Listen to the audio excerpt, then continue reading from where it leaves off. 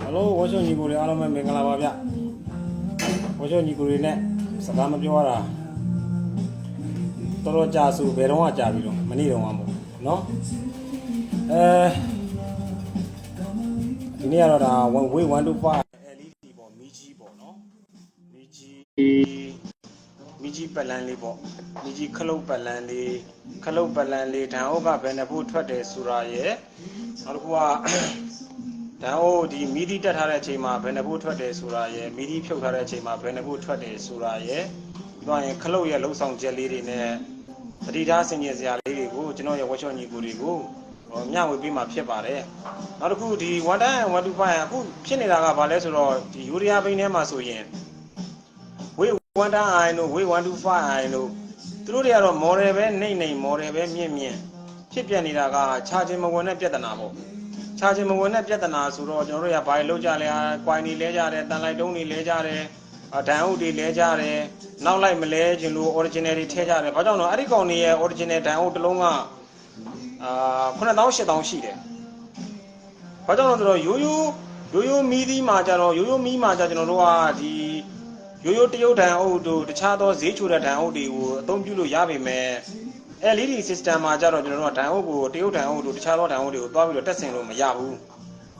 Mayaro, charging more never than now, Kishiaraga, no little time patable, no? Tao de lere, no? A Tao de lere, Tao de lere, Sibamodari lere, Quini at the lere, a Betty Uso in Adon Jordan lere, but you originate very leisure. But the car leisure level, a simple mule sheet, a simple mule sheet. So, anyway, one day I want to find LED. GPL would tell me out Pinida. GPL would tell me out in a GPL Delayan, Kanabe, Mulin and Sangaya Setamayaro, Sangaya Manuro. No? And a boy in a Rebecca. The Chado Sangariaro, GPL Daru, Ramuta Daru, Smakita Daru, or Lakambi man. Uria Bene Badayan, the one time, one to fire. More a name Sangari Aloma, the rule. Ramuro GPL Matatemau. But I don't know chat out there. Talana Laja and Lapio kind of Pachole. Do not very on alone she be, do not very don't she be, Sadi Apiamo. Very Asara. Very Asara about charging Dones Nega, a young taint hallow. Danogan a young taint hallow, Torua, our neighbor. Our neighbor to our goodness, Salina, Lolo near Ramuro, GPA to Smakiru, Loma Lamcam. I don't know you GPA divided that I'm Melodimau. Tamas will let some of you Yayi Babe. Now my mother, Siba Modari Leviare, a Siba Modari Lere, a Canaro Yadalube, a Vido Mayabu, Yishi Macambu. Canaro Dida, Siba Moda Lela Baruso and Uria Pan or Genepan, API Pan Moda than it Lela, Canaro Dida water, Con water. A man, General Kurame, originate and light on originate, originate battery. A cold long to Santa Bibi. Same with you. That on GBA removing material, GBA remutala, you know, Nayato Yam account. At all, Valley, a conjale that are knee. A conjale that are knee. Joames or no, a simple Nina Joames or no, that was on you good in a Hulu way, one to buy and one time. More a name, you know, you me, a lady, me, Mamma Simon, go no to a Kunaran said, don't charge him on a veterinary, the bone you know, Simon. Not said, don't we want to find a lady at Yamasa charging my own look at another day at home. Through Sangaria Damujiro GP at Chene. Don't tell me out. Perima, Tua Tashi Macana, Yishi Macana, very the gallo varia, your down on my Adon Seneca, Ogani, Yantain Tara Kajaro, or Biomazono, the Patia, Lolo, Amishi, no? At all, the Veni GP to remove medicine lembu, no? Matas and them. Hi, Talia. Not down to what at the chimney put out a cajaro, not down Namaton, you know, I hear than you not only through my safety in a while. Is my genie that Luria, not down, not on Jim, not on Jim, and now the same uses go not only the electric function, I know she did it. No, that's easy. I don't know you go on. I don't. We want to buy a LED never that be charging when low. Develop, you know, Simon Jare. စီပန်းမော်တာလဲဆန်းတယ်ဒန်အိုလဲဆန်းတယ် origin နဲ့ဗတီအိုလဲတယ်အကွိုင်လဲတယ်အတန်လိုက်တော့မှလဲတယ်မရဘူးအဲ့ဒါလေးကိုအကုန်ကြားလက်တက်အောင်ဘယ်လိုလေးလုပ်တင်တယ်လဲဆိုတာရေပေါ့နော်နောက်တစ်ခုကကြတော့အတူရဲ့ရှေ့မီကြီးပလန်လေးကိုကျွန်တော်ဘူလေးတွေတိုင်းပြတာတို့ဆက်သွယ်ချက်လေးတွေကိုရှင်းပြပေးမှဖြစ်ပါတယ်ကျွန်တော်ဗီဒီယိုလေးကဝက်ရှော့ညီလုံတုံးတော့တခုခုလောက်လိုက်ရင်တော့နည်းနည်းလေးတော့တိတာလာတယ်လို့ပဲဒါပေမဲ့ပြန်ဖြစ်တာပဲအဲ့တော့ဒါဝက်ရှော့ညီကိုတွေအနေနဲ့အကယ်၍ဒီဘိန်းတွေမှာခြားခြင်းမွန်နဲ့ပြဿနာနဲ့ကြုံခဲ့ရင်တော့အကောင်းဆုံးကတော့ဟိုဘက်က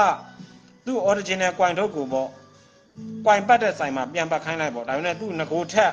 အပတ်ရည်နည်းနည်းပုံမြင့်ပြီးတော့ပတ်လိုက်မယ်ငကိုထက်နည်းနည်းလေးခိတ်ပို့ပြီးတော့ပတ်လိုက်မယ်ပေါ့နော်ခိတ်များတဲ့ကောင်နဲ့ပတ်လိုက်မယ်ပြီးတော့အပတ်ရည်လေးပို့ပြီးပတ်ခိုင်းလိုက်မယ်ဒါကြတော့ကွိုင်ပတ်တဲ့ဆိုင်ကပို့ပြီးတော့နားလဲပါတယ်နော်ကျွန်တော်မှလည်းသူ့ line နဲ့သူအဲ့တော့အကယ်ဒီဘိန်းတွေမှာအဲ့လိုမျိုးခြားခြင်းမွန်နဲ့ပြဿနာ GPS ရမှုတက်လို့မရတဲ့ပြဿနာတွေနဲ့ကြုံလာခဲ့ရင်ကွာ GPS ရမှုတွေလည်းတက်ချင်တယ်ဆိုရင်ပေါ့လေရေရှည်မှာလည်းအဆင်ပြေနေနေဆိုရင်တော့စဉ်းစားကြည့်မယ်ဆိုပြကွိုင်ပြန်ပတ်မှာဘယ်လောက်ပေးရမလို့3000လောက်ပဲပေးရမယ်ဒီတန်အုပ်တစ်လုံးကိုချင်းကြည့်မယ်ဆိုရင် original တန်အုပ်က8000ခွဲရှိနေပြီအဲ့တော့ကျွန်တော်တို့ကတန်အုပ်ကလည်းသူ့ငကူတန်အုပ်ကလည်းအကောင်းပဲလုံးဝသူကဘို့ချခြင်းသွင်းမပေးတာမဟုတ်ဘူးပုံမှန်စလုံးအနေထားမှာဆို17ဖို့ကျော်12ဖို့ရှိတယ်လီဘာဆွဲရင်ကျွန်တော်တို့ဒီကွိုင်မပတ်ခင်ရဆိုရင်12ဖို့လောက်ထိတက်တယ်ပေါ့အခုကွိုင်ပတ်ပြီးတဲ့အချိန်မှာဒါ14ဖို့ကျော်လောက်တက်သွားတယ်ဒါနဲ့တက်တဲ့14ဖို့ကလည်းငြိမ်မရမှာနော်လီဘာဆွဲတဲ့အချိန်မှာ12ဖို့ဖြစ်လိုက်10ဖို့ဖြစ်လိုက်14ဖို့ဖြစ်လိုက်ဆိုရင်လည်းဒါမမှန်သေးဘူးသူက14ဖို့ဆိုရင်လည်း14ဖို့မှာငြိမ်နေမှရမှာမီတာနဲ့စမ်းရင်ဆက်ထဲမှာဆိုရင်တော့73ဖို့လောက်ပေါ်မှာပေါ့နော်ဒေါက်တာပြန်စမတ်ကလေးမှာဆိုရင်တော့73လောက်ပေါ်မယ်မီတာနဲ့ဗက်တီကိုထောက်ဆန်းရင်တော့14ဖို့ကျော်တက်ပေးရဒီကောင်လေးကိုကျွန်တော်တို့ဘာလို့ပြလိုက်လဲဆိုတော့ကျွန်တော်တို့ကွိုင်ပြန်ပြီးတော့ပတ်ပေးလိုက်တယ်ပေါ့နော်အဲ့တော့ဒီ1တိုင်း125ရဲ့ LED နဲ့ပတ်သက်ပြီး LED ရောရိုးရိုး model နဲ့ model မြင့်ဆိုင်ကတွေအားလုံးခြားခြင်းမဝင်တဲ့ပြဿနာနဲ့ပတ်သက်ပြီးတော့ကျွန်တော်ဒီကိုဖုံးဆက်လာတာတော်တော်များတယ်တချို့ကကြလည်းပြောပါတယ်ကျွန်တော်စီပန်းမော်တာလေးလဲရိုက်တာအဆင်ပြေသွားပြီအေးအဲ့ဒါလည်းဖြစ်နိုင်တာပဲဟာတချို့ကလည်းဒန်အုပ်ဆိုတာလည်းပြတ်သွားတာဖြစ်နိုင်တာပဲလေဒန်အုပ်လည်းဒါ okay သွားပြီဗျတချို့ကြလည်း original battery ကိုကောက်ထည့်လိုက်တဲ့အဆင်ပြေသွားပါပြီဗျဒီလိုပြောတာမျိုးလည်းရှိတယ်တချို့ကြတော့လည်းဘလို့လုံးအဆင်မပြေဘူးဆိုတဲ့လူတွေလည်းတွေ့ရတယ်တကယ်တော့ကျွန်တော်တို့လုပ်ငန်းခွင်ထဲမှာကျွန်တော်တို့လည်းအစီအပေါင်းမနေတော့ဘူးခြားခြင်းမုံနဲ့ပြဿနာနဲ့ပတ်သက်ပြီးတော့တိုင်ပတ်အဲ့တော့ကျွန်တော်တို့ကွိုင်လေးကိုပဲကျွန်တော်တို့ပို့ပြီးတော့ဂိမ်းမြင်ပြီးတော့အပတ်ရည်လေးပို့ပတ်ပေးလိုက်တယ်ပေါ့အခုတော့ခြားခြင်းဝင်သွားပါပြီအရင်ဆုံးခြားခြင်းလေးကိုစမ်းကြည့်အောင်နော်ဒါပိုင်ရှင်ကငိုတော့မယ်ဘာကြောင့်လဲဆိုတော့ဒန်အုပ်တစ်လုံးကိုပဲသူ8000ခွဲလဲထားရတယ်ဒါကိုကျွန်တော်တို့ကဗက်တီမကောင်းလို့ဆိုပြီးဗက်တီပါထက်လဲရင်နားတွေကောက်အောင်မယ်အဲ့တော့ဒီမှာ digital meter ကို DC ဖို့20မှာထားလိုက်မယ်နော်20မှာထားပြီးတော့ကျွန်တော်တို့ကအသားလေးအကိုင်ဘာအဲ့လိုကိုင်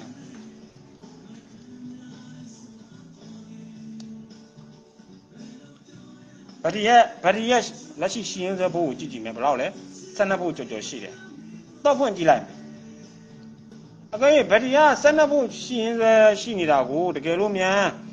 ်တော့ဖွင့်လိုက်တဲ့အချိန်မှာ4ဖို့5ဖို့အထိကျသွားတယ်ဆိုရင်ဒါတော့ဖွင့်နေဆိုတာဆိုင်ကမှာဒါလှုပ်ဆွဲလိုက်တာပဲဆိုင်ကမှာကြီးမားလှုပ်ဆွဲတာ2ကြိမ်ရှိတယ်တော့ဖွင့်တဲ့တစ်ကြိမ်ဘာကြောင့်တော့ဖွင့်တဲ့အချိန်မှာစီမံမော်တာလဲပေးရတယ်တစ်ကြိမ်နောက်တစ်ခုကစတက်ခက်လုံးနှိမ့်တဲ့အချိန်ဒါတွေကကျွန်တော်တို့ကလှုပ်ဆွဲရတဲ့အချိန်တွေ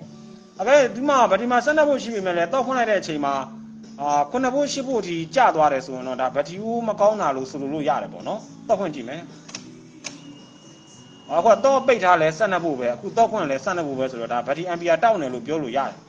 နောက်တစ်ချက်ထပ်ကျွန်တော်စမ်းတက်ကြည့်စတက်ကလုံးနှိမ့်ကြည့်မယ်စတက်ကလုံးနှိမ့်ကြည့်တဲ့အခါမျိုးမှာဆိုရင်လည်းကျွန်တော်တို့ကဗက်တီဒီ12ဖို့ရှိနေတဲ့ဗက်တီက10ဖို့အောက်ကိုကျလို့မရဘူး10ဖို့အောက်ကျသွားတယ်ဆိုရင်ဒါဗက်တီမကောင်းတာကိုကျွန်တော်တို့ကသတ်မှတ်လို့ရတယ်ပေါ့နော်နှိမ့်ကြည့်မယ်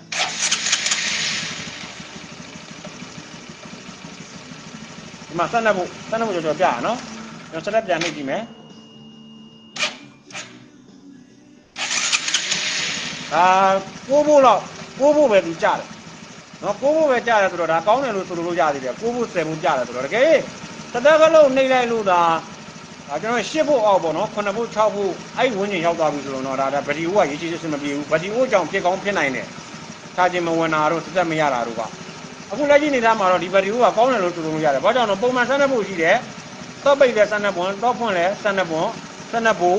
ပြီးတော့ရင်စတက်ခလုံးနေတဲ့အခါမှာ10ဖို့လောက်ပြီးကြာသွားတယ်ဒါပုံမှန်အနေထားပဲနော်အဲ့လေးပါးလေးနဲ့တွက်ကြည့်မယ်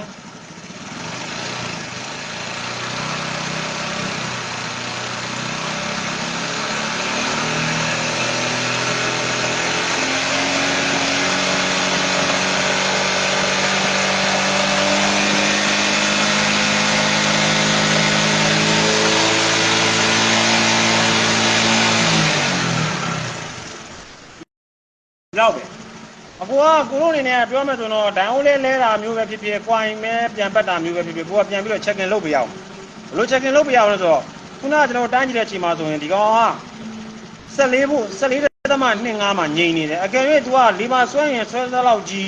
14ဖို့15ဖို့16ဖို့19ဖို့တက်နေတယ်ဆိုရင်တော့ဒါ ECU ထိခိုက်သွားနိုင်တယ်စင်တာတွေထိခိုက်သွားနိုင်တယ်နော်ဟိုကလီဘာကြိုက်တဲ့လောက်ဆွဲစလိုးနေတာမှာပဲဖြစ်ဖြစ်လီဘာဆွဲတာပဲဖြစ်ဖြစ်14ဖို့ကြော်ုံလေးပဲကြော်ပေးရမှာ15ဖို့ဒီကိုလက်ခံနေတယ်16ဖို့19ဖို့တွေဖြစ်လို့မရဘူးယမဟာမှာဆိုတိတာတယ်16ဖို့19ဖို့ကြော်လာပြီဆိုတာနဲ့ယမဟာဘိန်းဒီမှာဆိုရင်ဒိုင်ကွာထဲမှာအချက်မီးအသေးလင်းပြီးတော့ဆန်ကရလုံးဝတွန့်သွားတာလီဘာဆွဲလို့မရတော့လီဘာဆွဲရင်ဆက်တည်သွားမှာယမဟာမှာကျတော့ဗတီနဲ့ပတ်သက်ပြီးတော့ဗတီတန်အုပ်အေရာနဲ့ပတ်သက်ပြီးတော့ကျွန်တော်တို့ဒါဒီ ECU ကနေပြီးတော့တွက်ချက်ပြီးတော့ဗတီဖို့အရန်ကြာဆင်းနေတာပဲဖြစ်ဖြစ်ဗတီဘိုးတွေကျွန်းနေတာပဲဖြစ်ဖြစ်ပြောချင်တာကွာရလာတဲ့ AC နဲ့ DC နဲ့ရောနေတာပဲဖြစ်ဖြစ်ဒိုင်ကွက်ထဲမှာ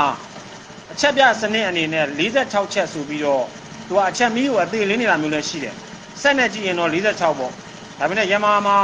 ဗတီတန်အုပ်ကွာအေရာတက်ရင်အချက်မီးအသေးလင်းတယ်အဲ့လိုအချက်မီးအသေးလင်းလာပြီဆိုရင်စံငယ်ကလီဘာဆွဲရတာတွန့်တယ်ဆက်ဆွဲရင်စံငယ်ကရက်သွားမယ်ပြီးတော့တော့ပြန်ပိတ်ပြီးတော့ပြန်ဖွင့်လိုက်ရင်လည်းပျောက်ချင်လည်းပျောက်သွားတယ်ယမဟာမှာတော့ဗတီအေရာနဲ့ပတ်သက်ပြီးတော့ဗတီကွန်အေရာနဲ့ပတ်သက်ပြီးတော့အချက်ပြတဲ့စနစ်ပါပေမဲ့လည်းဝန်တာမှာကြတော့မပါဘူးဘိန်းကြီးတွေမှာတော့ပါတာဒီဘိန်းလေးတွေမှာမပါဘူးမပါတဲ့အချက်ကျွန်တော်တို့ကမီတာနဲ့ကျွန်တော်တို့ကစမ်းသပ်ပေးရမယ်သူ့ကိုကျွန်တော်တို့ကဗတီအပေါင်းတို့ကိုထောက်ပြီးတော့ကျွန်တော်တို့ကလီဘာဆွဲကြည့်ရနော်လီဘာဆွဲကြည့်ရလီဘာဆွဲကြည့်ရင်ကျွန်တော်တို့ကစလိုးအနေထားမှာပုံမှန်အဲ့လောက်ရှိနေရမယ်နော်ပုံမှန်အဲ့လောက်ရှိစလိုးအနေထားမှာစီ12ဖို့ကြော်တက်နေမယ်ဆိုရင်ကျွန်တော်တို့ကဒါကဗတီလဲကောင်းတယ်အားသုံးစနစ်လည်းမှန်တယ်လို့ပြောလို့ရတယ်နော်အကယ်၍အဲ့နေရာမှာကျွန်တော်က10ဖို့9ဖို့ကစားနေတယ်ဆိုအဆင်မပြေဘူးဒန်အုပ်တို့ကွာရင်တို့ဗတီတို့ကောင်းနေတဲ့ဆိုင်ကယ်မှမှန်ရင်12ဖို့မှငြိမ်နေရမယ်လီဘာဆွဲရင်73ဖို့ကြော်14ဖို့တက်ပြရတယ်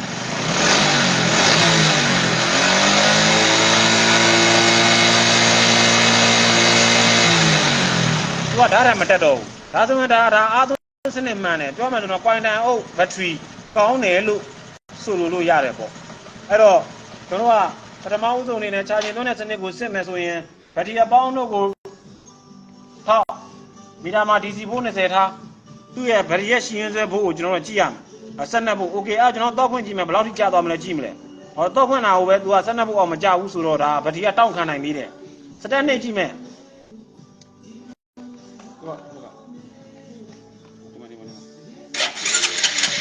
ဒါ9ဖို့10ဖို့ပဲကြာတယ်အကယ်၍တတကလုံးနေလို့9ဖို့6ဖို့ထိကြာသွားတယ်ဆိုတော့ဒါဘက်ထရီကိုလဲပေးရမယ်လို့ဆိုလို့ရတယ်နော်ဒါဆိုကျွန်တော်တို့ကဒါစလုံးနေတာမှာဆို12ဖို့ရှိပေးရမယ်လီဘာဆွဲရင်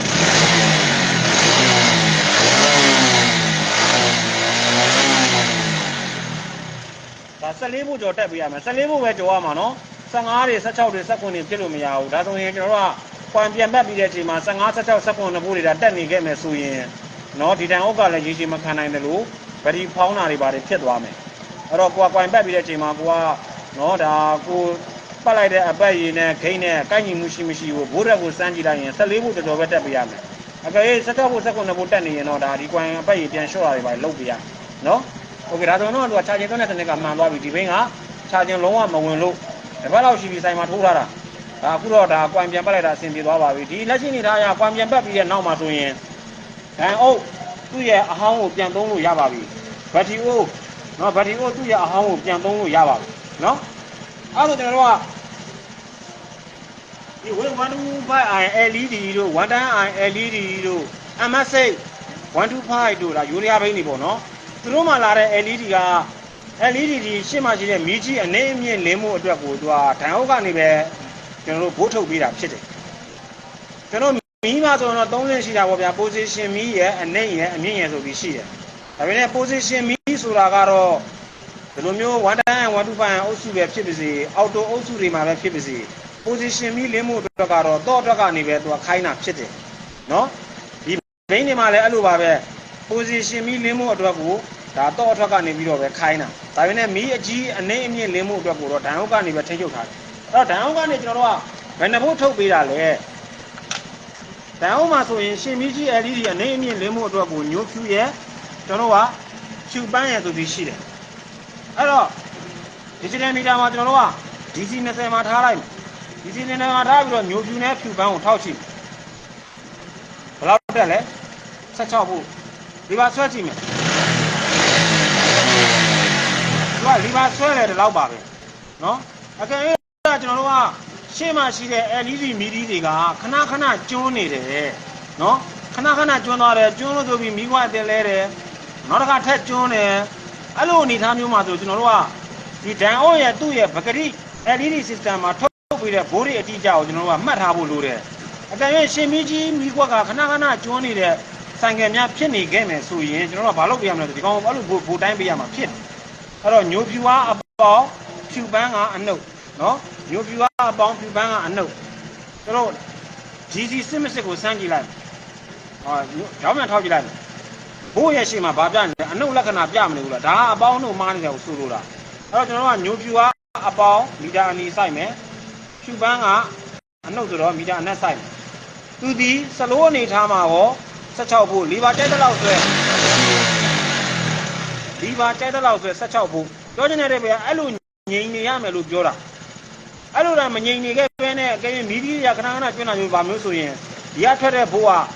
ဓာတ်ဟုတ်ကနေထုတ်ပေးတဲ့ညိုပြူနဲ့ပန်းဖြူကဖြူပန်းကနေထုတ်ပေးတဲ့ဘိုးတွေငြိမ်မကြည်ကိုအရင်ကြည့်ကြည့်ရပါမယ်နော်အဲ့လိုငြိမ်မှသာဒါမီးကိုအစ်စ်လဲပေးရဒီမှာ15ဖို့16ဖို့ပဲသူကလီဗာဆွဲတယ်ဒီလောက်ပဲဒါတန်ဟုတ်ကောင်းတယ်ပေါ့အကတကယ်တခါလေးမှတန်အောင်မြန်ပြတ်နေကြလို့ဒီက LED မီးကြီးအတွက်ထုတ်ပေးတဲ့ညိုပြူနဲ့ဖြူပန်းကထွက်တဲ့ဘိုးတွေကမငြိမ်နေခဲ့ဘူးဆိုရင်ဒါမီးကြီးအစ်စ်လဲတာသူတို့ဟိုစစ်ဆေးတင်တယ်ပေါ့ဘိုးငြိမ်မငြိမ်စစ်ဆေးတင်တယ်ဘိုးငြိမ်မှသာကျွန်တော်ကမီးကြီးကိုအစ်စ်လဲပေးတင်တယ်ဒါဆိုရင်ဒီညိုပြူနဲ့ဖြူပန်းကဘယ်ကိုသွားတယ်လဲမီးနဲ့မြင့်ခလုတ်ထဲကိုသွားလားမသွားဘူးသူကဘယ်ကိုပဲသွားလဲဆိုတော့ရှေ့မှာရှိတဲ့ LED မီးကြီးအနိုင်အမြင့်ကိုဓာတ်ရိုက်သွားတယ်နော်အဲ့တော့ဒီကောင်ကထွက်တာက16ဖို့ဆိုတာကျွန်တော်တို့ကမှတ်ထားရမယ်ဒါမှသာကျွန်တော်တို့ကမီးကြီးနဲ့ပတ်သက်ပြီးတော့မီးကြီးကျွန်းတာပဲဖြစ်ဖြစ်မီးမလင်းတာပဲဖြစ်ဖြစ်ကျွန်တော်တို့တွေကစစ်ဆေးလို့ရမှာဖြစ်တယ်ဒါနဲ့တခုတော့ရှိတယ်ခုနကထွက်တဲ့16ဖို့ဆိုတာကကျွန်တော်တို့ကဒီအပေါ်မှာမီးကောင်းကိုဖြုတ်ထားတာနော်အပေါ်မှာနင်းလက်ဖယ်လိုက်ဒီမှာမီးကောင်းကိုဖြုတ်ထားတာမီးကောင်းကိုဖြုတ်ထားတာနော်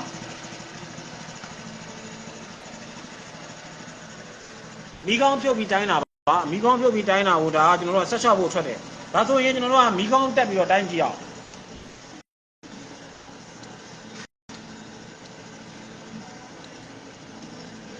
ကျွန်တော်တို့အနေနဲ့ကဒီဝင်ကြီးနေတဲ့ workshop ညီကိုတွေအနေနဲ့ကဒီရှေ့မှာရှိတဲ့ LED မီးကြီးအနေအမြင့်မှာရှိတဲ့ဒီ LED မီးတွေ circuit တွေကိုမပြင်တတ်ရင်တောင်မှပဲဒီမီးကြီးကျွန်းတာဘာကြောင့်ဒီမီးမလင်းတာဘာကြောင့်ဟုတ်လားသဘောတရားတခုဒီမီးကြီးမလင်းရခြင်းဟာဒဏ်အောင်ပြတ်တာလည်းဖြစ်နိုင်တယ်ခလုတ်တွေကြောင့်လည်းဖြစ်နိုင်တယ်ကျိုးလိုင်းတွေကြောင့်လည်းဖြစ်နိုင်အဲ့တော့ကျွန်တော်တို့ကဒီမီးကြီးလင်းလာဖို့အတွက်ဆက်သွယ်ထားတဲ့ခလုတ်တွေကွိုင်တွေဒဏ်အုပ်တွေကျိုးတွေသူတို့တွေကိုစစ်ဆေးတတ်ရမယ်နောက်ဆုံးဒီမီးကြီးမလင်းခြင်းဟာဒီမီးကြီးလုံးဝမကောင်းလို့ပါဆိုတာကိုဆုံးဖြတ်ချက်ချနိုင်နေရင်ဒါရပြီဟုတ်တယ်မလားရပြီဒါပေမဲ့ဒီမီးကြီးမလင်းတာကိုထဲမှာရှိတဲ့မီးတွေကိုကျွန်တော်တို့ကခေါင်းမီးခွန်းတွေကိုခွာထဲမှာရှိတဲ့မီးတွေကိုလဲပင်နိုင်တဲ့အနေအထားထိတက်မြောက်တယ်ဆိုရင်တော့ကောင်းတာပေါ့ဗျာဒါပေမဲ့လည်းကျွန်တော်ပြောချင်တဲ့အဓိပ္ပာယ်ကအခြေခံအနေနဲ့စတင်တဲ့နေရာမှာပြစ်ချက်ကိုမှန်မှန်ကန်ကန်ဆုံးဖြတ်တတ်ဖို့ဆိုတာကကျွန်တော်တို့ကဒီမီးလင်းလာဖို့အတွက်ကျွန်တော်တို့အပေါင်းအနှုတ်ကိုဓာတ်ဟုတ်ကနေ16ဖို့ထုတ်ပေးတယ်ဒါနဲ့ဒီမီးကြီးလင်းလာဖို့အတွက်ဒီစံခဲမှာဘယ်ဘက်လက်ကင်မှာတက်ဆင်ထားတဲ့မီးကြီးအနေအမြင့်ခလုတ်ကဘာမှမဆိုင်ဘူးဒီဘိန်းမှာကျွန်တော်တက်ဆင်ထားတဲ့ဒီမီးအနေအမြင့်ခလုတ်ဆိုတာကဒီရှေ့မှာရှင်းနေတဲ့မီးကိုလင်းနေတဲ့မီးကို तू ကမှိတ်ချင်လို့တက်ထားတာလင်းချင်လို့တက်ထားတာမဟုတ်ဘူးအခုကျွန်တော်ချက်ပြမယ်ရှေ့ကလာခုကျွန်တော်တို့ဒီမှာဒိုလေးဆွတ်ကြည့်လိုက်မယ်ကျွန်တော်ဒီမှာရှေ့မီးကြီးအနေအမြင့်ခလုတ် socket တွေဖြုတ်ထားမယ်ဘာမှ connection မရှိဘူးဒီကောင်ထိုးကြည့်အောင်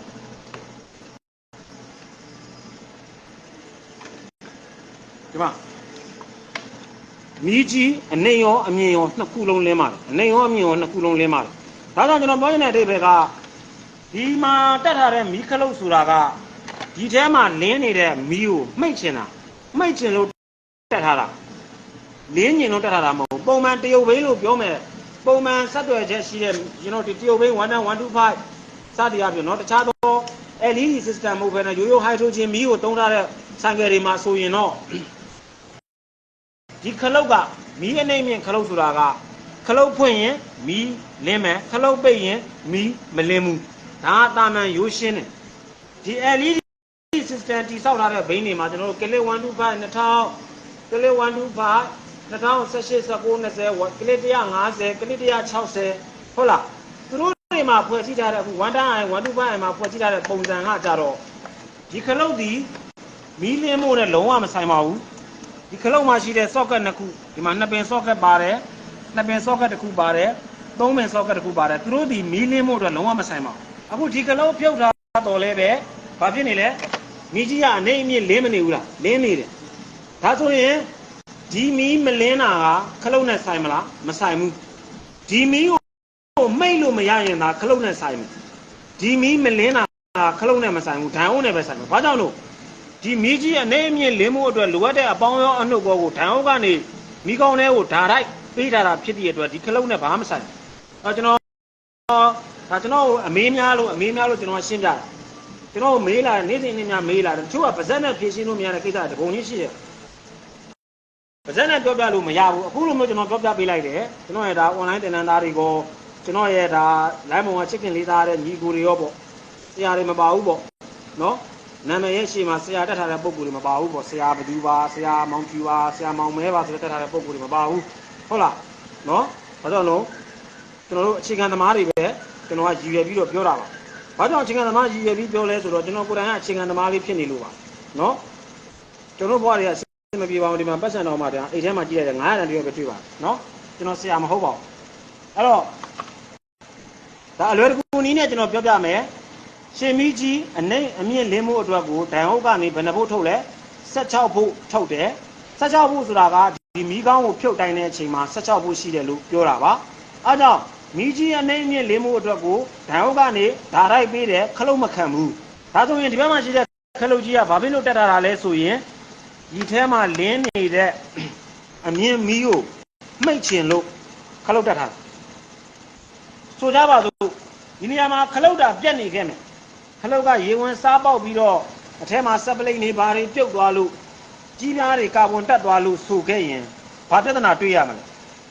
မီးကြီးအမြင့်မိတ်မရတဲ့ပြဿနာနဲ့တွေ့ရမယ်အခုခလုတ်ပြုတ်ထားတဲ့မီးကြီးရဲ့နေအမြင့်တစ်ခုလုံးလင်းတယ်ခလုတ်နဲ့ဘာမှမဆိုင်ဘူးဒီမီးလင်းဖို့အတွက်ခလုတ်နဲ့ဘာမှမဆိုင်ဘူးခလုတ်ဒီဘာကြောင့်တက်ဒီထဲမှာလင်းနေတဲ့မီးကြီးအမြင့်မီးကိုမှိတ်ချင်လို့တက်ထားအဲ့လိုမှတ်ထားဒါမှကျွန်တော်လက်ရှိအနေထားအရမီးကောင်းတက်တဲ့အချိန်မှာဒိုင်ဟုတ်ကနေကျွန်တော်ဘို့တိုင်းကြည့်အောင်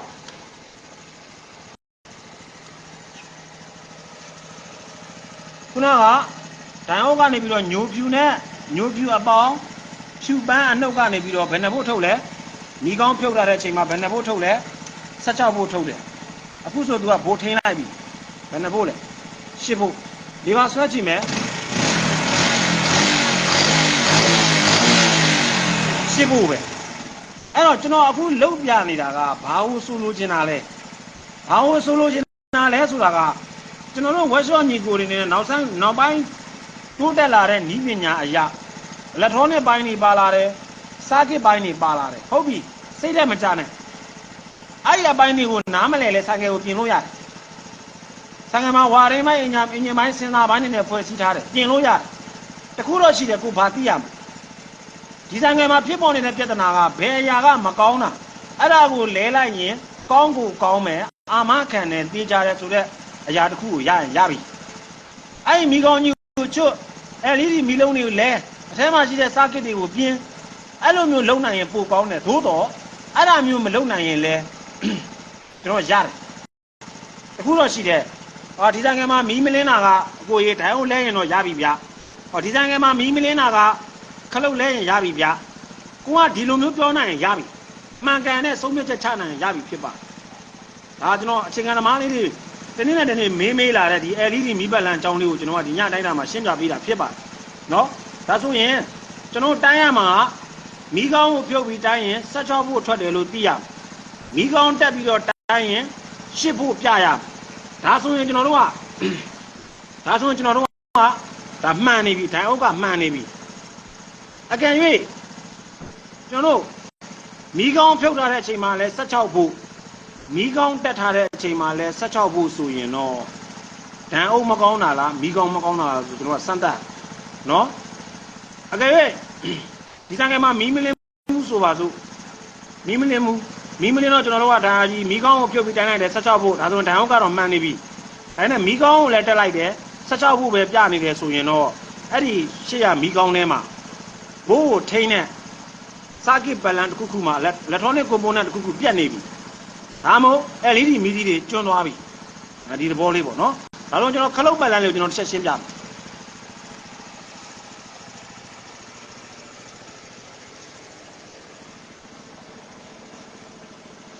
ခုနထည့်သွားတဲ့ကျိုးလေးဟယ်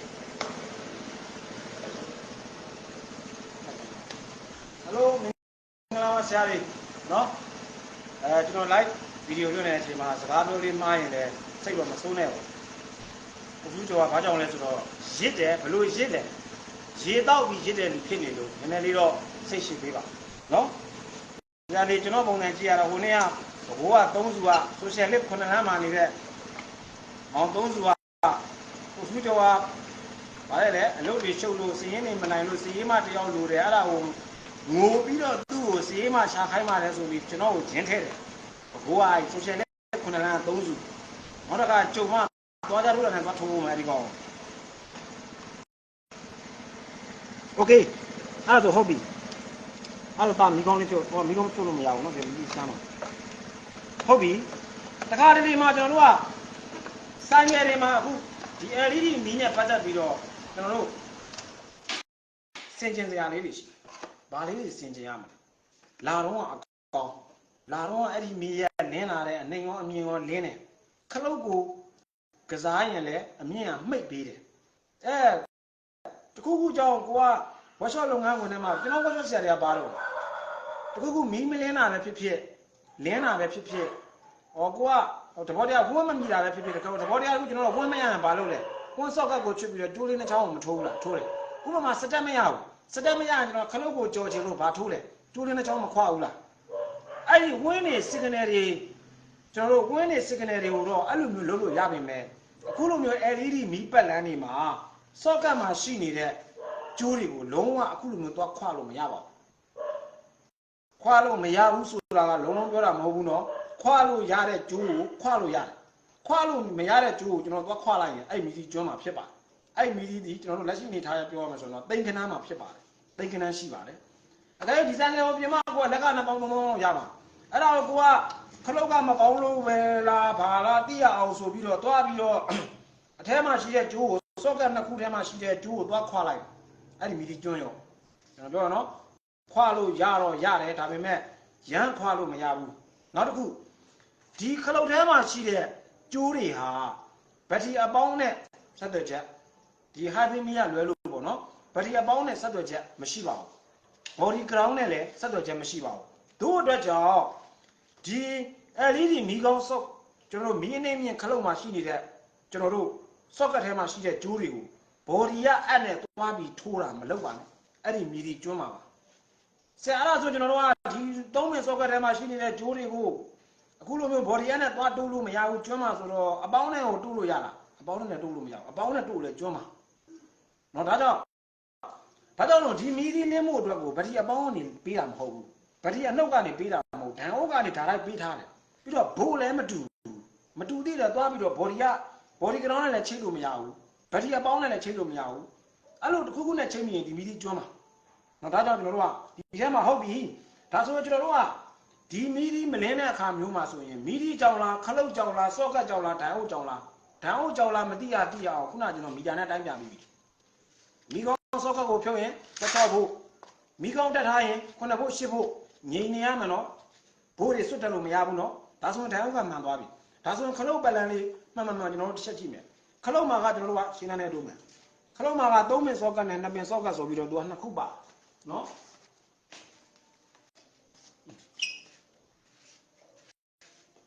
ဒါဆိုရင်ဒီ2ပင်စော့ကတ်မှာရှိတဲ့ဂျိုးအရောင်လေးကိုပြောရအောင်အဝါရဲ့အညိုရဲ့3ပင်စော့ကတ်မှာရှိတဲ့ဂျိုးအရောင်လေးကိုပြောရအောင်အပြာရဲ့ဖြူနဲ့ရဲ့ဖြူပြရဲ့ဟုတ်ပြီ နော်ဒါတော့ကျွန်တော်တို့ကတီးပြီးသားမူလို့ကျွန်တော်တို့အနေနဲ့ဒီလိုပြောလို့ရတာပေါ့လေကိုကမတီးသေးတဲ့သူအဖို့ဆိုရင်ကျွန်တော်ကဘာလုပ်ရမလဲဒီကျိုးတွေရဲ့ဒီ socket တွေရဲ့အလုံးလုံးပုံကိုသိချင်ရင်ဒီခလုတ်ရဲ့တိဆောက်မှုကျွန်တော်တို့ကသိမှရမယ်ဒီခလုတ်ထဲမှာဆိုရင်ကျွန်တော်တို့ကဒီမှာငုတ်ကအားလုံးပေါင်း9ငုတ်ပါတယ်ဥပမာအနေနဲ့ကျွန်တော်အခုလက်ရှိအနေထားရပြောရမယ်ဆိုရင်ဒါအမြင့်ခလုတ်ကိုနှိပ်ထားတဲ့အနေထားဒါကကြတော့အနှိမ်ခလုတ်ကိုနှိပ်ထားတဲ့အနေထားဒါအမြင့်ခလုတ်နှိပ်ထားတဲ့အနေထားဥပမာအနေနဲ့ကိုယ်အနေနဲ့အခုလိုအမြင့်ခလုတ်နှိပ်ထားတဲ့အခါမှာဆိုရင်ဒီထဲမှာရှိတဲ့ကျိုးတွေဘယ်ကျိုးတွေကပူပြီးဘယ်ကျိုးတွေကွာသွားတာလဲနောက်တစ်ခုအနှိမ်ခလုတ်ကိုနှိပ်လိုက်မယ်အနှိမ်ခလုတ်ကိုနှိပ်လိုက်ရင်ရောဘယ်ငုတ်တွေကပူပြီးတော့ဘယ်ငုတ်တွေကကွာသွားတာလဲသိတယ်ဆိုရင်တော့ဒီမှာကျွန်တော်တို့ကခုလိုမျိုးပင်အပ်လေးနဲ့ကျိုးခွပြီးတော့မီးလင်းမလင်းကိုကျွန်တော်တို့ဆန်းတက်လို့ရမှာဖြစ်ပါတယ်ကိုယ်အနေနဲ့ကဒီခလုတ်ရဲ့ပလန်းကိုနားမလဲပဲနဲ့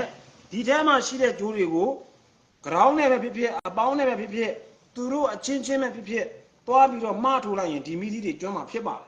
အဲကြောင့်ဒီခလုတ်ရဲ့ပလန်းလေးကိုကျွန်တော်တို့ကသိဖို့လိုအပ်ပါနော်သိဖို့လိုအပ်တယ်ဆိုတော့ဒီခလုတ်ပလန်းလေးကိုတော့ဒါကျွန်တော်ရဲ့ workshop ညီကိုတွေကတော့ဒါကိုကတိုင်းကြည့်လိုက်တော့လောတဲ့မှာကျွန်တော်ဒီကျိုးရဲ့ပလန်းလေးကိုကျွန်တော်ပြောမယ်နော်ဟုတ်ပြီခလုတ်မှာရှိတာသူက2ကန့်ဖြစ်ပါတယ်ခလုတ်မှာအကန့်2ကန့်ရှိတယ်တကန်းကကြတော့သူကဒီဒိုင်ခွက်ထဲမှာရှိနေတဲ့နော်ဒီပြောကိုနည်းလာလိုက်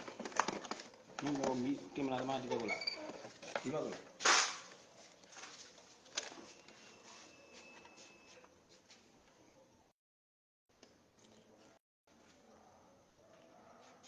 ကြမင်းဒီမြင်လိုက်ရဒီမှာပြောပြ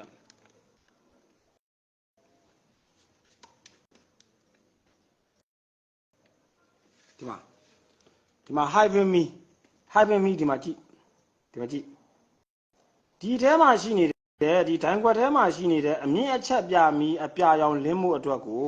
သူက body ground ကနေပြီးတော့အနှုတ်ကိုအသေးပေးထားတယ်အဲ့ဒီ hyphen me ကဘယ်အချိန်မှလင်းမှာလဲအမြင့်မီထွန်းတဲ့အချိန်မှလင်းမှာအဲ့ဒီမီလင်းမှုအတွက်အပေါင်းအနှုတ်လိုတယ်လိုအပ်တဲ့အနှုတ်ကို body ground ကနေအသေးပေးပြီးတော့လိုအပ်တဲ့အပေါင်းကိုခလုတ်ကနေပေးတာဖြစ်ပါတယ်နော်ဒီမီလင်းမှုအတွက်ကဒိုင်အုပ်နဲ့လုံးဝမဆိုင်ပါဘူးသူကဘက်ထရီနဲ့သက်ဆိုင်ပါတယ်ဒိုင်အုပ်နဲ့လုံးဝမဆိုင်ပါဘူးเนาะအဲ့တော့ဒီကျွန်တော်တို့ဆိုင်ကမှာရှိတဲ့ silent မီတွေ position မီတို့ hyphen မီတို့ဒိုင်ခွက်မီတို့ဆိုတာဒိုင်အုပ်နဲ့မဆိုင်ဘူးဘက်ထရီနဲ့ပဲဆိုင်တယ်เนาะအဲ့တော့ကျွန်တော်တို့က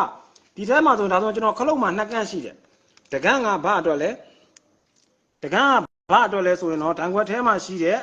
အမြင့်အချက်ပြ hyphen မီလင်းမှုနောက်တကန်းကဘာအတွက်လဲဆိုရင်တော့အမြင့်မီကိုမှိတ်ဖို့အတွက်ဖြစ်ပါတယ်ဟုတ်ပြီဒါဆိုကျွန်တော်တို့ကဒီမှာအယောင်လေးခွဲခြားမယ်အယောင်လေးခွဲကြတော့ဒီမှာအညိုလေးတွေ့တယ်အညိုလေး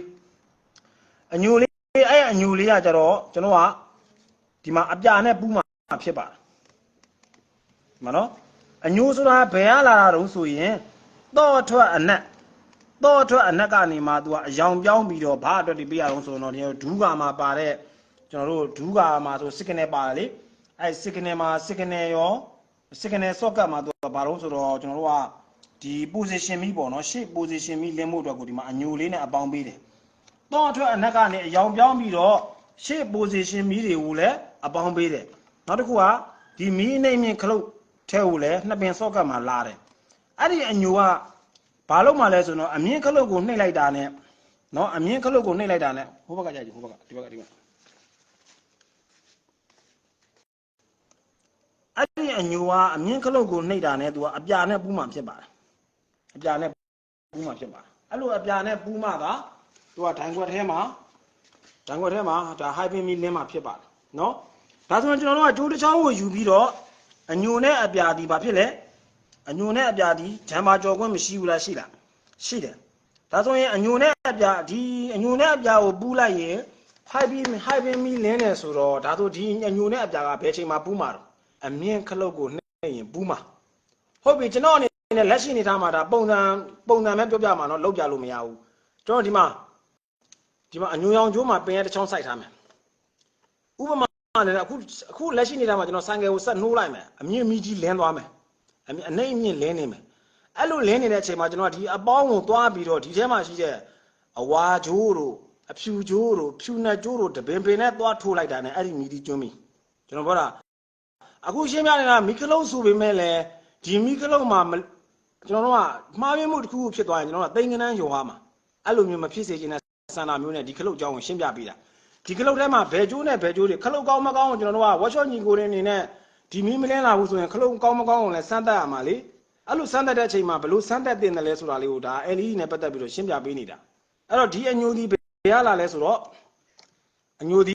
တော့အထွက်ကနေပြီးတော့အနက်ကနေပြီးတော့အကြောင်ပြောင်းပြီးတော့မီးနဲ့ခလုတ်ထဲကိုအပေါင်းပေးတယ်အဲ့ဒီအမြင့်မီးနှိမ့်လိုက်ပြီးဆိုတာနဲ့ဒီအညိုကဒီသုံးမယ်စောကမှရှိတယ်အပြာနဲ့ပူးမယ်အပြာနဲ့ပူးပြီးတော့အဲ့အပြာကျိုးကဒိုင်ဝါထဲမှာရှိတဲ့ hyper မီးကိုသူကအပေါင်းပေးမယ်ဒါဆိုရင်အညိုနဲ့အပြာဒီအမြင့်ခလုတ်ကိုနှိမ့်ရင်ပူးမယ်ဒါဆိုရင်ကျွန်တော်တို့ကဲစနှိုးလိုက်မယ်ခလုတ်ဖြုတ်ထားတယ်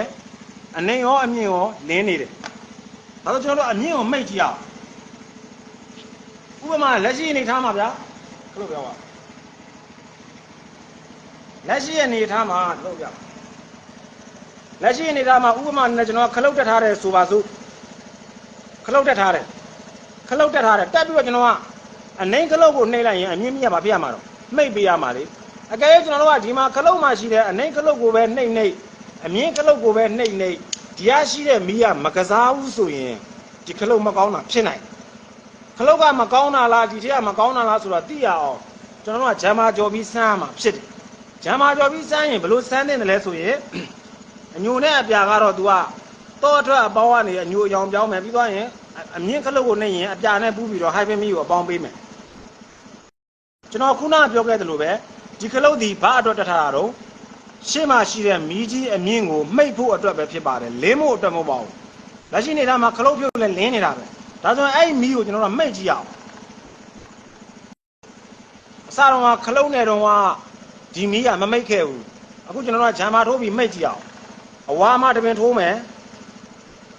အဝါမှတပင်ထိုးမယ်အဖြူမှတို့ကြည့်အောင်ဟိုမှာကြည့်မယ်အဖြူထဲမှာတပင်ထိုးမယ်ဟောအမြင့်မီးမိတ်သွားပြီခွာကြည့်မယ်ဟောအမြင့်မီးလင်းလာပြီအဝါနဲ့အဖြူကိုပူးရင်အမြင့်မီးမိတ်ပါတယ်အဝါနဲ့အဖြူကိုခွာလိုက်ရင်အမြင့်မီးလင်းပါတယ်အဲ့ဒါဆိုရင်ကျွန်တော်ကဒီခလုတ်ရဲ့သဘောကဘာလဲဆိုရင်ခလုတ်ရဲ့သဘောကဒါအမြင့်ခလုတ်ကိုနှိမ့်ထားတာအမြင့်ခလုတ်ကိုနှိမ့်ရင်ဘာနဲ့ဘာပူးမလဲအညိုနဲ့အပြာနဲ့ပူးပြီးတော့ hyper မီးကိုအပေါင်းပေးမယ်ပြီးတော့ရင်အမြင့်ခလုတ်ကိုနှိမ့်ရင်ဘာဖြစ်မလဲအမြင့်ခလုတ်ကိုနှိမ့်ထားရင်ဒီမှာအဝါနဲ့အဖြူကကွာသွားတယ်အဲဒါကြောင့်ဒီထဲမှာရှိတဲ့ကျိုးငါးချောင်းတွေကနေမှာဖြူနဲ့ကျိုးကိုခေါင်းနဲ့မထည့်ပါနဲ့ဖြူနဲ့ကျိုးကိုခေါင်းနဲ့မထည့်ပါနဲ့လေးချောင်းကိုပဲမှတ်ထားပါဒီလေးချောင်းကိုပဲမှတ်ထားပါအညိုနဲ့အပြာပူးရင်အမြင့်ခလုတ်ကိုနှိမ့်ရင်အညိုနဲ့အပြာပူးပြီးတော့အဝါနဲ့အဖြူကကွာပါတယ်အမြင့်ခလုတ်ကိုနှိမ့်ရင်အနှိမ့်ခလုတ်ကိုနှိမ့်ရင်အညိုနဲ့အပြာပူးနေတာကနေကွာပြီးတော့အဝါနဲ့အဖြူကပြန်ပူးပါတယ်ပြောချင်တဲ့အဓိပ္ပာယ်ကဒီမှာရှိနေတဲ့အဖြူနဲ့ဒီမှာရှိနေတဲ့အဝါပူးသွားရင်အမြင့်ကြီးဘာဖြစ်သွားလဲ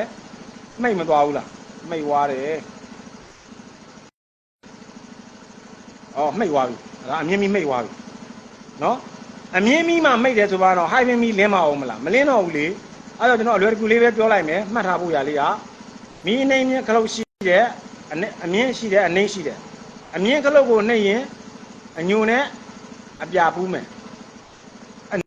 နှိမ့်ခလုတ်ကိုနှိမ့်ရင်အဖြူနဲ့အဝါပူးမယ်ဒါလေးပဲမှတ်ထားအဲ့တော့အညိုနဲ့အပြာပူးခြင်းက hyper မီးကိုလင်းစေတယ်အဖြူနဲ့အဝါပူးခြင်းကအမြင့်မီးကိုမှိတ်စေတယ်မိတ်စေတာနော်အဖြူနဲ့အဝါကသူကဒီ LED မီးကောင်းနေလာတာအဲ့တော့အဝါနဲ့အဖြူပူးရင်အမြင့်မီးမှိတ်မယ်အညိုနဲ့အပြာပူးရင်အမြင့်မီးလင်းမယ်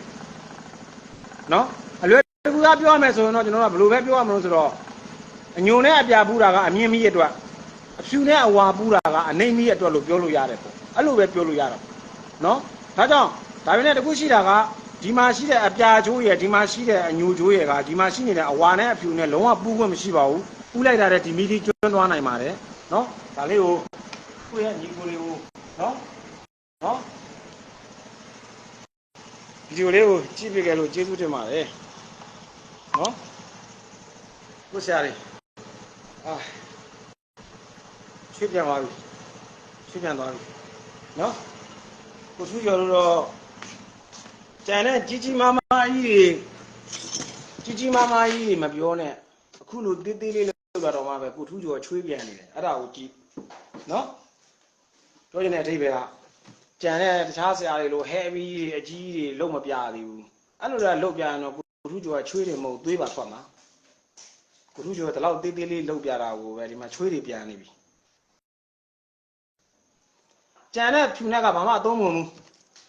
အဲ့ဖြူနဲ့ကိုကက်ကြီးနဲ့ဖြတ်ပလိုက်နော်ဖြူနဲ့ကိုကက်ကြီးနဲ့ဖြတ်ပလိုက်ဘာမှမဖြစ်ဘူးအမြင့်မီးလဲလင်းတယ်အနှိမ့်မီးလဲလင်းတယ်အဓိကကျွန်တော်ပြောတာ၄ပင်တယ်အညိုရဲ့အပြာပူးရင်အမြင့်မီးလင်းမယ်အဖြူနဲ့အဝါပူးရင်အနှိမ့်မီးလင်းမယ်ပြောမှတော့အနှိမ့်မီးကအသေးလင်းတာပါတကယ်တမ်းတော့အလွယ်တကူအမှန်ဆုံးပြောရမယ်ဆိုရင်တော့အမြင့်ခလုတ်ကိုနှိမ့်လိုက်တာနဲ့အညိုနဲ့အပြာပူးပြီးတော့အဝါနဲ့အဖြူကကွာသွားတယ်အနှိမ့်ခလုတ်ကိုနှိမ့်တာနဲ့အညိုနဲ့အပြာပူးတာကကွာပြီးတော့အဝါနဲ့အဖြူကပြန်ပူးတယ်အဲ့ဒါကိုသိမယ်အဲ့လိုလဲဂျမ်ပါလဲထိုးတတ်မယ်ဆိုရင်ဒါခလုတ်ကောင်းမကောင်းကိုလဲစစ်ဆေးနိုင်တယ်ဟုတ်လားကျိုးတိုင်းကောင်းမကောင်းစစ်ဆေးရလဲရောက်တယ်နောက်တစ်ခုကဒိုင်အုပ်ကိုလည်းအခုလိုမျိုးဘိုးတိုင်းတက်မယ်မိကောင်းကိုလည်းဖြုတ်ပြီးတိုင်းမယ်မိကောင်းတက်ပြီးတော့လည်းတိုင်းမယ်ပြီးတော့ခလုတ်ကိုလည်းအဲ့လိုဂျမ်ပါကြော်ပြီးစစ်ဆေးတတ်မယ်ဆိုရင်အဲ့ဒီမီးများမလင်းခဲ့ဘူးဆိုရင်ကျွန်တော်တို့ကအဲ့ဒီမီးဒီလဲမှရမယ်ဆိုတဲ့ဆုံးဖြတ်ချက်ကိုတစ်ခုတော့ရမှာပေါ့လေနော်တို့ဆရာတင်တာကတော့အာမှန်ကြည့်ပါတယ်တဲ့မောတာတာကြီးတစ်ခေါက်တော့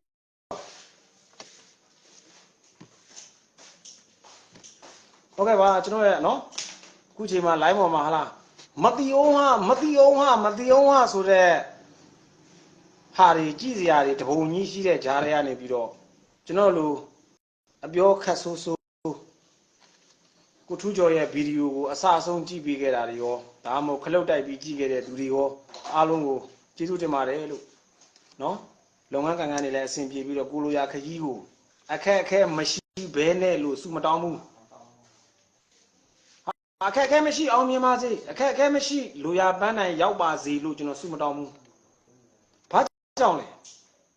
အလုံးလုံးတယ်ဆိုမှတော့အခက်အခဲရှိမှာ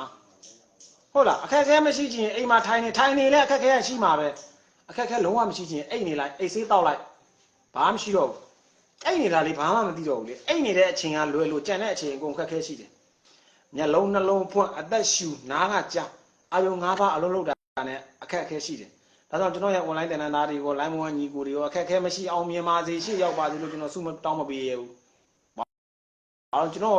ဗီဒီယိုကြည့်လို့ဆုတောင်းပြေးသွားတာမှမဟုတ်တာ။ကျွန်တော်ပြောတဲ့စကားနဲ့လည်းဆုတောင်းပြေးသွားတာမှမဟုတ်တာ။အဲ့တော့ဟန်ဆောင်ပန်းဆောင်တွေလုပ်ပြမနေချင်ဘူး။အဲ့တော့အခက်အခဲရှိခဲ့ရင်လည်းအဲ့ဒီအခက်အခဲကိုရင်ဆိုင်ကျော်လွှားပြီးတော့အောင်မြင်နိုင်ပါစေလို့ပဲကျွန်တော်ဆုတောင်းမယ်။အခက်အခဲကြီးကြီးမားမားကိုကျော်လွှားရင်အောင်မြင်မှုကြီးကြီးမားမားရမယ်။တေးသေးကိုကျော်ရင်တေးသေးပဲရမယ်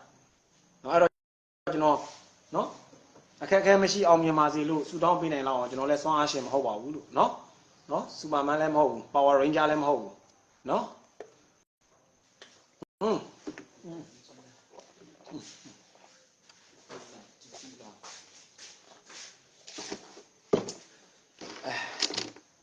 မ်းမြေမင်္ဂလာပါဗျဒါပေမဲ့ကျွန်တော်အခုလွှင့်လိုက်တဲ့ live video တွေကနေပြီးတော့အနည်းငယ်အတွေ့အကြုံလေးတစ်ခုတော့ရသွားမယ်လို့ထင်ပါတယ်အများကြီးမဟုတ်ရင်တောင်မှလေနောက်တစ်ခုကျွန်တော်တို့ဒီဘန်းငယ်နဲ့ပတ်သက်ပြီးတော့ယမဟာတစ်ချက်လောက်ပြောကြည့်အောင်ထပ်ပြီးတော့ပြောပြပေးရအောင်မလားဒီမှာယမဟာ FZ 150 အိုင်လေးရှိတယ်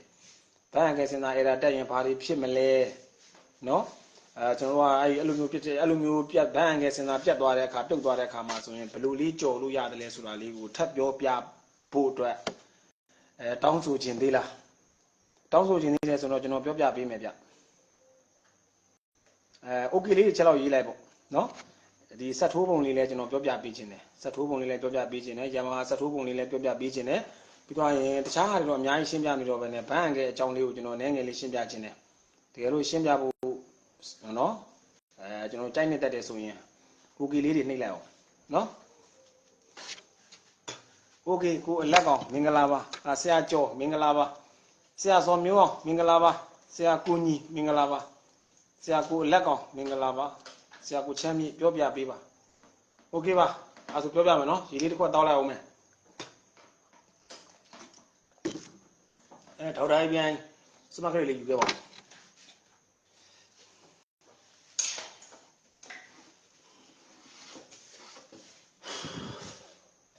နော်ကျွန်တော်ပြောတာစိတ်မဆိုးနဲ့တော့ခုနကစကားပြောတာကျွန်တော်မေတ္တာမရှိလို့မဟုတ်ဘူးနော် ကျင့်စဉ်ညီကိုတွေစိတ်ချမ်းသာခြင်းကိုယ်ကြီးကျမ်းမာခြင်းနဲ့ပြည့်စုံပါစေနော်ဒါပေမဲ့လည်းကျွန်တော်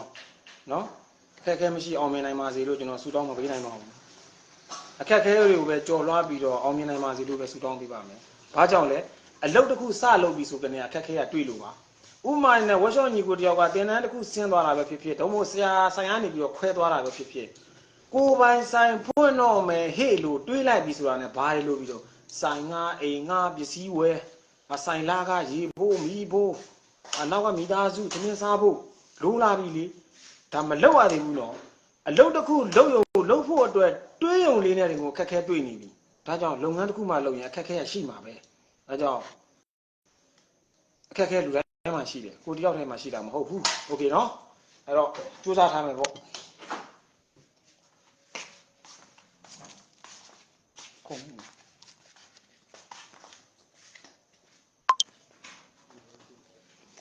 ဒါလေးက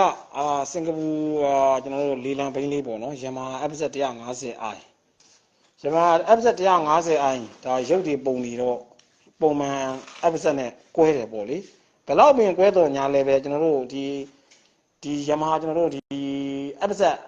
FZ V2 တို့နဲ့အတူတူပါပဲဝါရင်းရောကျိုးရောင်ရောတီဆောက်ပုံရောအကုန်လုံးအတူတူပဲဖြစ်ပါတယ်ဒါတော့ဖြစ်သွားမလို့ဆိုတော့များသောအားဖြင့်ကျွန်တော်တို့ဒီ R15 ဆိုရင်လည်းကျွန်တော်တို့ကဒီစင်ကာပူကိုသွင်းတဲ့ဘိန်းရှိတယ်မြန်မာနိုင်ငံကိုသွင်းတဲ့ဘိန်းရှိတယ်နော် R15 တွေ R15 တွေပေါ့မြန်မာနိုင်ငံကိုသွင်းတဲ့ကောင်တွေကြတော့ဒီ engine မှာသူက engine ဒီလိုမျိုးတန်လိုက်အောင်ဘုံတို့ကလောက်အောင်ဘုံတို့မှာ engine မှာအမဲရောင်နဲ့လာတယ်အခုလိုမျိုး FZ ပဲဖြစ်ဖြစ်ကျွန်တော်တို့ R15 ပဲဖြစ်ဖြစ်သူစင်ကာပူတို့ဂျပန်တို့သွင်းတဲ့ကောင်တွေကြတော့ဒီအဖုံးတွေမှာသူကတတ်ထုဒီကျွန်တော်တို့နေဟွာပေါ့ခဲရောင်နဲ့လာတယ်ပေါ့ငွေရောင်နဲ့ပေါ့နော်ဒါပေမဲ့အဲ့ဒါ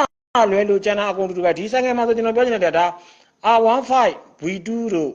နော် V3 တော့မဟုတ်ဘူးနော် R15 V2 တို့ M/engine နဲ့အကုန်အတူတူပဲပစ္စည်းတွေကျွန်တော်ပြောချင်တာ R15 V2 တို့ M/engine နဲ့အတူတူပဲဖြစ်တယ်ဘာကွာသွားမလို့မြန်မာရှိတဲ့ဆေးရောင်တွေကွာသွားမယ်တန်တဲ့တိဆောက်မှုတွေအကုန်လုံးပဲအလင်းနော်အဲ့တော့ဒါလေးကိုကျွန်တော်တို့ဘန်းအကဲအကြောင်းလေးနဲ့ပြောကြည့်မယ်နော်ဒီမှာ UBS ဆိုတာကဒါအပေါ်မှာထားပါလို့သူကပြောတာပေါ့ဗျာနော်ဘန်းအကဲစဉ်းစားနော်ဘန်းအကဲဆိုတာက BNK ALGLE ဘန်းအကဲရင်တိန်းဆောင်စဉ်းစားဟုတ်ပြီအဲ့တော့ကျွန်တော်တစ်ချက်ပြောကြည့်မယ်ကျွန်တော်စူဇူကီဆိုင်ငယ်တွေမှာဆိုရင်ကြတော့ဘန်းအကဲစဉ်းစားကိုဘလို့အသုံးဘလို့တွေ့ရတယ်လဲဆိုတော့ TIB 1 OVE က over 1 over စဉ်းစားဆိုပြီးရေးကြတယ်Honda မှာကြတော့ BNK ALGLE ဘန်းအကဲစဉ်းစားလို့ရေးကြတယ်Yamaha မှာကြတော့ TILD SCNS ဆိုတာတိုက်စဉ်းစားလို့ရေးကြတယ်ဒါကြောင့်ဘန်းငယ်စဉ်းစားဆိုတာကတော့ကျွန်တော်တို့အလွယ်တကူပါစက်ထဲမှာမှတ်ထားလို့ရပေမဲ့သူ့ရဲ့အလုပ်လုပ်ပုံကတော့အတူတူပဲရင်တိန်းဆောင်စဉ်းစားဆိုင်ငယ်တိန်းမောင်းရင်ဆက်သိမယ်လှုပ်ဆောင်ချက်တူတယ်သဘောတရားတူတယ်အခေါ်အဝေါ်ဒီမှာကြHonda Yamaha Suzuki နဲ့ပတ်သက်ပြီးတော့လွဲသွားတယ်Honda မှာဘန်းငယ်စဉ်းစားလို့ဆက်ထဲကျွန်တော်ဆက်တီထိုးတဲ့အချိန်မှာတွေ့ရတယ်Suzuki တွေမှာဆိုရင်1 over စဉ်းစားလို့တွေ့ရတယ်နော်ဒီ Yamaha မှာကျတော့တိုက်စဉ်းစားလို့ကျွန်တော်တို့တွေ့ရတ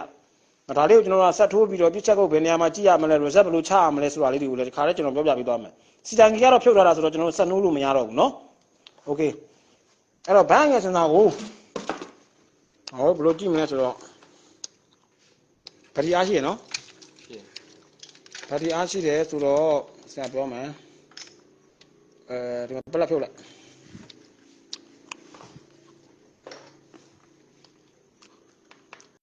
ခက်ခဲတာကပညာပူရတာဆရာတဲ့ကျူးသားမယ်ဆရာတဲ့ပလက်ကျူးပလက်ချွတ်လာပါရဒ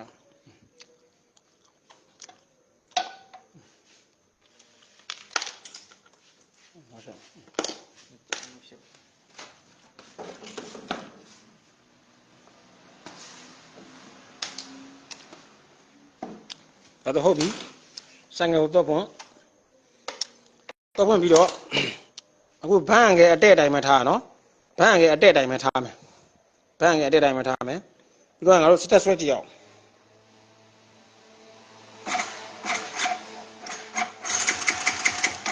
ဆက်မယ်โอเคဟုတ်ပြီဒါဆိုရင်ဘန်းငယ်တဲ့ထားတယ်နော်ဘန်းငယ်တဲ့ထားတယ်ဘန်းငယ်ကိုစောင်းကြည့်လိုက်မယ်အဲ့လိုလေးစောင်းလာဆွဲကြည့်မယ်ထွက်တယ်ပလက်မီထွက်တယ်နော်โอเคဟုတ်ပြီဒါဆိုရင် ယမဟာမှာကြတော့ကျွန်တော်ကဘန်းအန်ကယ်စင်တာနဲ့ပတ်သက်ပြီးတော့သူကပလက်ကွိုင်နဲ့မဆိုင်ဘူးနော်အဲကြောင့်ကျွန်တော်ဝန်တာနဲ့ယမဟာလေးရတယ်နည်းနည်းခွဲခြားဖို့သိဖို့ခွဲခြားသိဖို့တွေတော့လိုအပ်သေးတယ်ဝန်တာမှာကြတော့ကျွန်တော်တို့ကများသောအားဖြင့်ဒီမီလိုင်းကိုဖြတ်ကြတယ်ပလက်ကွိုင်လိုင်းကိုပေါ့နော်ယမဟာမှာကြတော့သူကစီလိုင်းကိုဖြတ်တာများတယ်အခုလောဆယ်မှာကျွန်တော်ဘန်းအန်ကယ်ကိုစောက်ထိုးထားလိုက်တယ်သို့တော်လည်းဘာဖြစ်လို့လဲပလက်မီကထွက်မြဲပဲထွက်နေတယ်ကျွန်တော်တို့ကပြောချင်တဲ့ဒီသဘောတရားကိုတည်ခြင်းအပြင်အကယ်၍ပလက်မီမထွက်တဲ့ပြဿနာနဲ့ကြုံတွေ့ရင်ဘန်းအန်ကယ်စင်တာနဲ့တိတ်ယမဟာမှာတိတ်မဆိုင်ဘူးဆိုတဲ့သဘောကိုသိထားဖို့လိုတာပါဒါဆိုရင်ကျွန်တော်ဘန်းအန်ကယ်အခုလိုမျိုးစောင်းထားရင်ပြန်တက်မယ်ဘန်းအန်ကယ်စင်တာကိုပြန်တက်မယ်ဘန်းအန်ကယ်စင်တာလေးကိုအဲ့လိုလေးပြန်တက်ထားလိုက်မယ်ဟုတ်ပြီပြီးတော့တက်စတာလေးယူခဲ့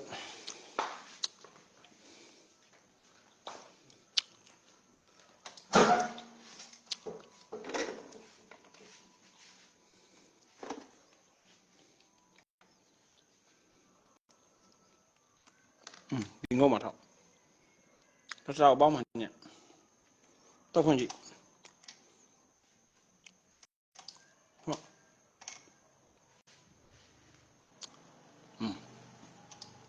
တော့ဖွင့်မယ်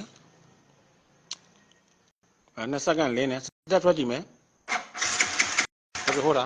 ကြပြီအဲ့ဒါဆိုငါတို့ဘန်းအခုလောလောဆယ်မှာကျွန်တော်ဒါကကျွန်တော်စီဘတ်ဆော့ကတ်ဖြစ်ပါတယ်ဒါအခုစမ်းနေတာကတက်စတာနဲ့ထောက်ထားတာက ECU ကနေစီဘတ်မော်တာကိုထုတ်ပေးတယ်အနှုတ်ဘူအားအဝါရောင်ကျိုးကိုစမ်းနေတာပါတော့ဖွင့်တော့2စက္ကန့်ထုတ်ပေးပါတယ်ခုဘာမှမလုပ်ရလို့ဘန်းအငယ်လည်းတက်ထားတာနော်2စက္ကန့်ထုတ်ပေးပါတယ်စတက်နေကြည့်မယ်ဟောစတက်နေရင်လည်းထုတ်ပေးပါတယ်ဒါစတက်နေလည်းအင်ဂျင်လည်းတော့ထုတ်ပေးတယ်โอเคနော်အဲ့တော့ဘန်းအငယ်စနာလေးစောင့်ကြည့်အောင်ဟောစောင့်ထားမယ်အဲ့လိုလေးစောင့်ထားမယ်တော့ဖွင့်ကြည့်အောင်တော့ပြန်ပိတ်ပြန်ဖွင့်မယ်ဟော2စက္ကန့်လာပါတယ်စတက်နေကြည့်ပါလာသေးလားမလာတော့ဘူးဒါဆိုရင်ကျွန်တော်တို့က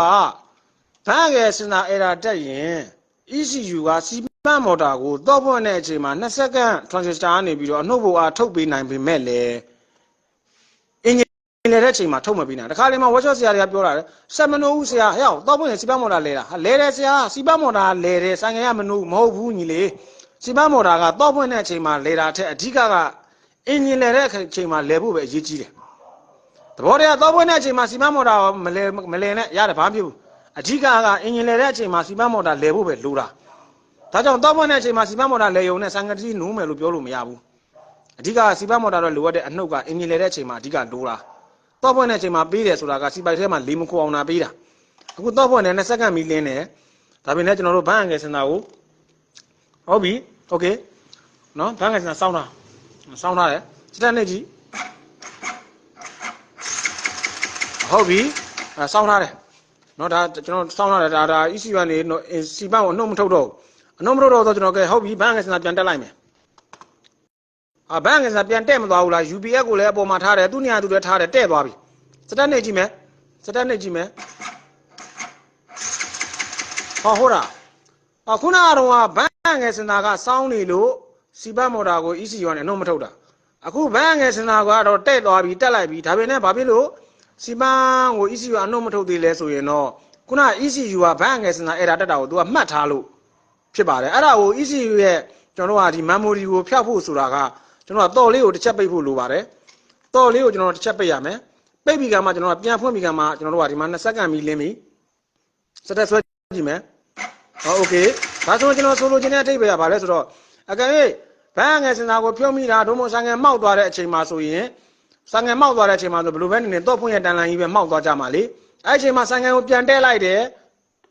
ကျွန်တော်ကပြန်နှိုးခြင်းတယ်ဆိုရင်ဒါတော့အဖွင့်အမိတ်2ခါလောက်လုပ်ပြီးမှဒါပြန်နှိုးသင့်တယ်ဆိုတာကိုဒါကိုပြောပြပေးတာဖြစ်တယ်နော်ဟုတ်ပြီဒါဆိုကျွန်တော်တို့ကဘန်းငယ်စင်တာအဲ့ဒါတက်ရင် ECU ကဘာဖြစ်နိုင်လဲစီပတ်မော်တာကိုအင်ဂျင်လဲတဲ့အခါမှာအနှုတ်ဘို့အားထုတ်မပေးတာနဲ့မကြုံနိုင်ဘူးလားကြုံနိုင်တယ်ဒါဆိုရင်ငါတို့ကစီပတ်နေမဲလားအောက်မှာရှိတဲ့အင်ဂျင်တာလေးကိုလည်းတစ်ချက်တော့စမ်းကြည့်အောင်အင်ဂျင်တာဆော့ကဖြုတ်လိုက်โอเคဘယ်အင်ဂျင်တာပတ်တော့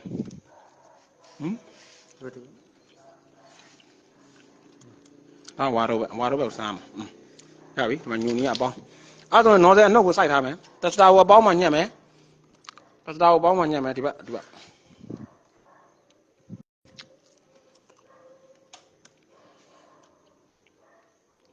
စတက်နေကြည့်မယ်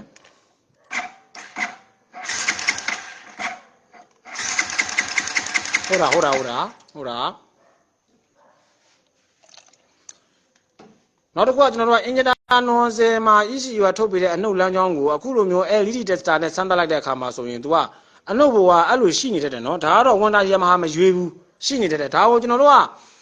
ဟိုစာတင်ခဲ့တဲ့အခါမှာပဲဖြစ်ဘာပဲဖြစ်ပေါ့ဗျာ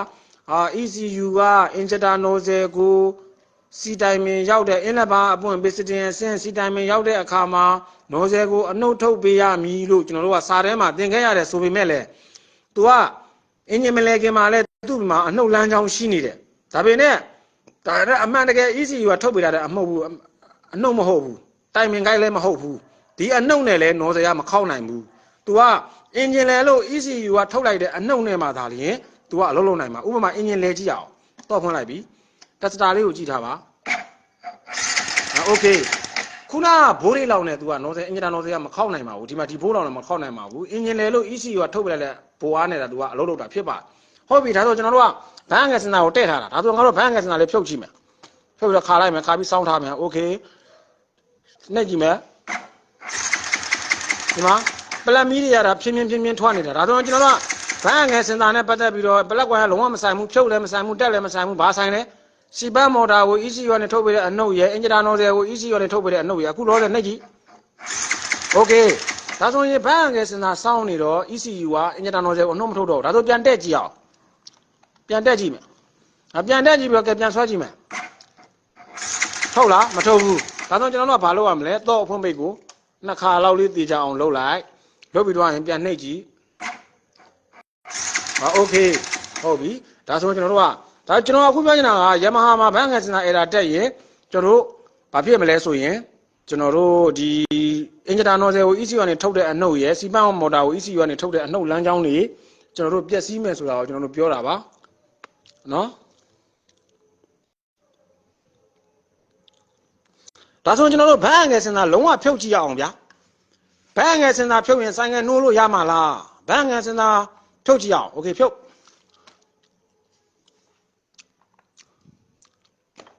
โอเคဟုတ်ပြီကဲစတက်မှုကြည့်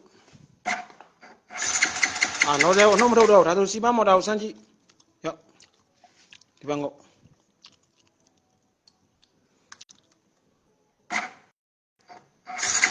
โอเคမထုတ်တော့ဘူးဒါဆိုရင်ဘလက်ကွာအောင်စမ်းကြည့်โอเคဟုတ်ပြီကဲဘန်းငယ်စင်စာကဆိုင်ငယ်တိမ့်မောက်တဲ့စင်သားလည်းကောင်းနေမယ်နော်ဆိုင်ငယ်တိမ့်မောက်တဲ့အချိန်မှာမောက်ရင်မောက်တဲ့အကြောင်းမမောက်ရင်မမောက်တဲ့အကြောင်းကို ECU ကိုအချက်ပြနေတုန်းကကြတော့ ECU ကဒီနော်ဇယ်နဲ့စီပန်းကိုထိမ့်ချုပ်ပေမဲ့လည်းပလက်ကွိုင်လုံးဝမဆိုင်ဘူးမထိမ့်ချုပ်ဘူးအကယ်၍ဘန်းငယ်စင်သားလုံးဝမပါတဲ့အချိန်မှာဆိုရင်တော့ ECU ကနော်ဇယ်ကိုလည်းအနှုတ်မထုတ်ဘူးစီပန်းကိုလည်းအနှုတ်မထုတ်ဘူးပလက်ကွိုင်ကိုလည်းအနှုတ်မထုတ်ဘူးဖြစ်ပါတယ်အမှန်တကယ်တော့ ECU ကနေဒီနော်ဇယ်ရဲ့ပလက်ကွန်ရဲ့စီပန်းရဲ့အနှုတ်ထုတ်ဖို့ဆိုတာကအောက်မှာရှိတဲ့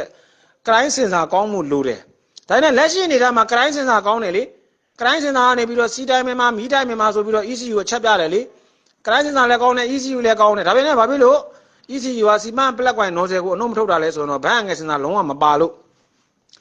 အဲ့ဒါဆိုရင်ဘန်းငယ်စင်စာကလုံးဝပြတ်နေရင်ပလက်မီးမထွက်တာနော်ဇယ်စီမဖြန်းတာစီပန်းမော်တာမလဲတာလုံးဝပြက်နေရင်လုံးဝမပါရင်ပလက်မီးမထွက်တာနော်ဇယ်စီမဖြန်းတာစီပန်းမော်တာမလဲတာဒါဆိုရင် तू ကပါတယ် तू ကလည်းကောင်းတယ် तू ကလည်းအာယုံခံပြီးသတင်းပို့နေတယ်ဆိုရင်တော့မှောက်တဲ့အချိန်မှာဆိုရင်စီပန်းနဲ့နော်ဇယ်ကိုတာအနှုတ်မထုတ်တာပလက်ကွိုင်တော့ကတော့ထုတ်နေစမြဲပဲဖြစ်နေလိမ့်မယ်အကယ်၍ကျွန်တော်တို့ကနော်ဟိုဘူးပြလေးတွေဟိုဟာလေးဘာရစ်စတာလေးဘာရစ်စတာတော့ခဲစော်တဲ့ဘူးထဲမှာရှိလားဟွာလေးဒီတို့ဒီဘောလူတို့ထွက်လောက်တဲ့ဟာလေးဘူးပြလေးဟိုမှာမလားဟိုကုတ်တန်းငါလည်းတော့အဲ့ထဲမှာလားလို့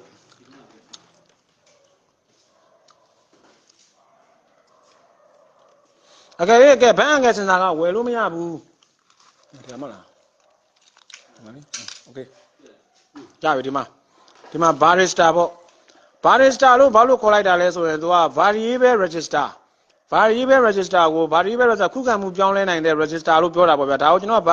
ဘာရီပဲ register လို့မခေါ်တော့ဘဲနဲ့ဘာရီပဲနဲ့ register နဲ့ပေါင်းပြီးတော့သူ့ barrister လို့ခေါ်လိုက်တာ okay တကယ်ကျွန်တော်တို့ဘန်းငယ်စင်တာကလည်းကျွန်တော်နယ်ဘက်လည်းရောက်နေတယ်ဘန်းငယ်စင်တာကလည်းမပါတော့ဘူးစံငယ်ကလည်းပလက်မီလည်းမထွက်ဘူးနိုးစယ်လည်းမပြန်ဘူးစီပန်းမော်တာလည်းမလဲဘူးနိုးလည်းမနိုးတော့ဘူးဆိုတော့ကျွန်တော်တို့ကဒီမှာ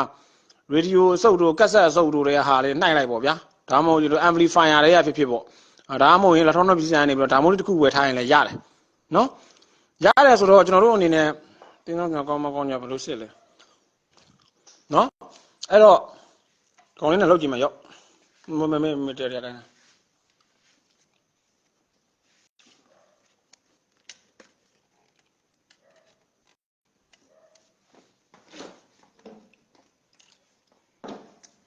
အဲ့တော့မိသားပေးနည်းဦးရခွာမိသားပေးမယ်မိသားဒီစီ20မှာထားမယ်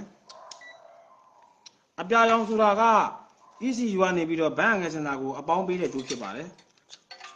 အပြာရောင်ဆိုတာကယမဟာမှာပုံတင်မှတ်ထားပါအပြာဆိုတာကဘန်းငယ်စင်တာတစ်ခုနဲ့မဟုတ်ပါဘူးအောက်မှာရှိတဲ့ဘူရဲဆက်စင်စာကျွန်တော်တို့မတ်စင်စာTP စင်စာသူတို့တွေကိုထုတ်ပေးတဲ့ကြိုးတွေဒီအကုန်လုံးအပြာရောင်ကြိုးတွေကြီးပဲဖြစ်ပါတယ်နောက်တစ်ခုနက်ပြာဘာလဲဆိုတော့ယမဟာမှာဟုတ်လားယမဟာမှာဘာလဲ ECD စင်စာဘန်းငယ်စင်စာ IND စင်စာမတ်စင်စာ TP စင်စာတွေအကုန်လုံးကိုထုတ်ပေးတဲ့စင်စာကြောင်ကြိုးပဲဖြစ်ပါတယ်ဟိုနာမှာဆိုစိမ့်လိမ့်မှာပေါ့နော်အဲ့လေဘူတိုင်းကြည့်အောင်တော့ဖွင့်ထားတယ်ဘယ်နှဖို့ရှိလဲ5ဖို့ရှိတယ်5ဖို့ရှိတယ်အဲ့တော့အဲ့ဒီရောက်လာတဲ့5ဖို့ကိုစင်စာကနေပြီးတော့သူကဆိုင်ငယ်တက်မှတ်နေချိန်မှာဥပမာကျွန်တော်စင်စာပြန်တက်မယ်စင်စာပြန်တက်လိုက်ပြီအပေါင်းကျွေးမယ်အနှုတ်ကိုထောက်ကြည့်မယ်အဲ့တော့ပြောနေတဲ့ဗျာဒီ ECU ကနေစင်တာလို့ဖို့အတွက်ပေးတဲ့ဘိုးကတော့ socket ဖြုတ်ထားလဲ5ဖို့ socket တက်ထားလဲ5ဖို့ဒါဆိုရင်ဘန်းငယ်စင်တာကသူတဲမှတ်နေတဲ့ချိန်မှာ ECU ဘယ်နှဖို့ပို့မှာလဲအခုမှောက်နေတော့ဘယ်နှဖို့ပို့လဲ4ဖို့ကြီးပို့မနေဘူးလားဒီမှာလက်ရှိအနေထားမှာစံငယ်ကိုကျွန်တော်တို့ကစတက်သွားနိုင်လို့အင်ဂျင်လဲရင်ပလန်မီတာထွက်မယ်စီမံမော်တာလုံးဝမလဲဘူးနော်သက်စီမဖြန်းဘူးအတက်နဲ့ထားကြည့်အောင်ကဲဒါအတက်ဖြစ်ပါတယ်ဘယ်လောက်လဲ 0.6 ဖို့တဘိုးမပြေဘူးနော်တဘိုးပြေဖို့ 0.4 လို့သေးတယ် 0.6 ပို့နေတယ်လက်ရှိအနေထားရာစံငယ်ကိုကျွန်တော်တို့ကစတက်ကလုံးနှိပ်လိုက်မယ်အင်ဂျင်လဲဝါးပြီဆိုတာနဲ့ပလန်မီလဲထွက်မယ်နော်တယ်လဲစီဖြန်းမယ်စီဖြန်းမော်တာလဲလဲမယ်ကဲစံငယ်မှောက်ကြည့်အောင်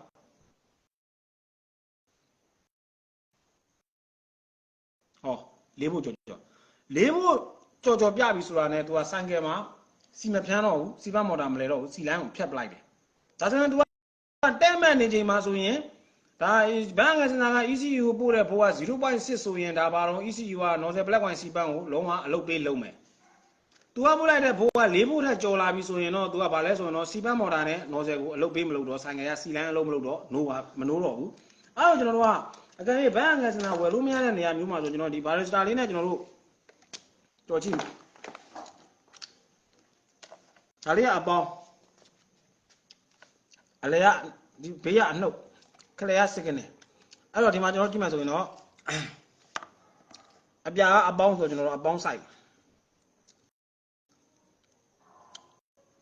ဒီဘက်ကနက်ပြာအနှုတ်ဆိုတော့ဒီမှာအနှုတ်ဆိုင်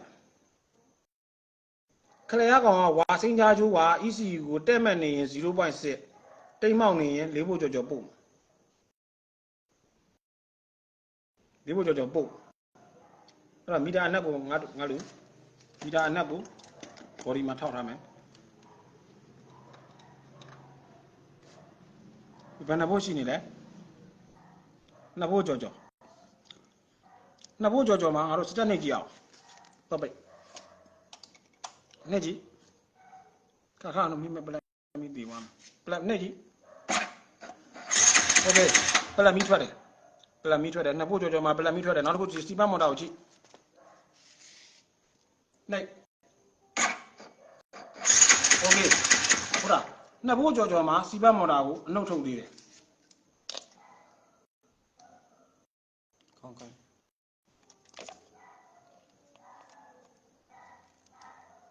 နှိပ်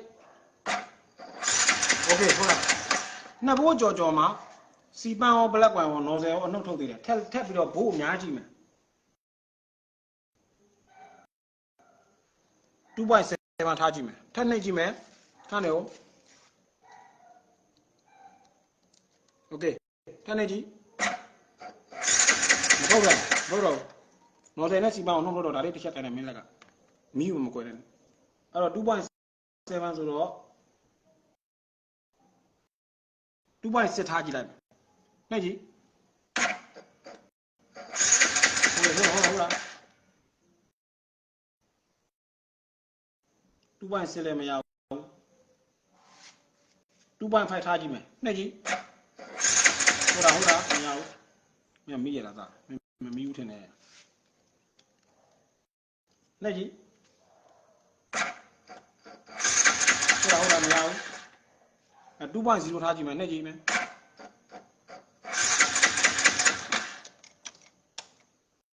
နှိပ်ကြည့်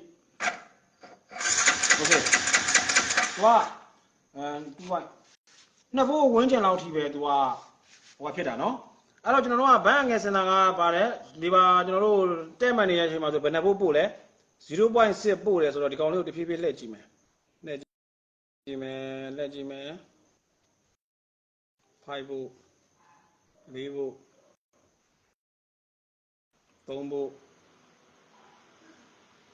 2ဘိုး1ဘိုးတဘိုးလောက်ထားကြည့်မယ်နှိပ်ကြည့်မယ်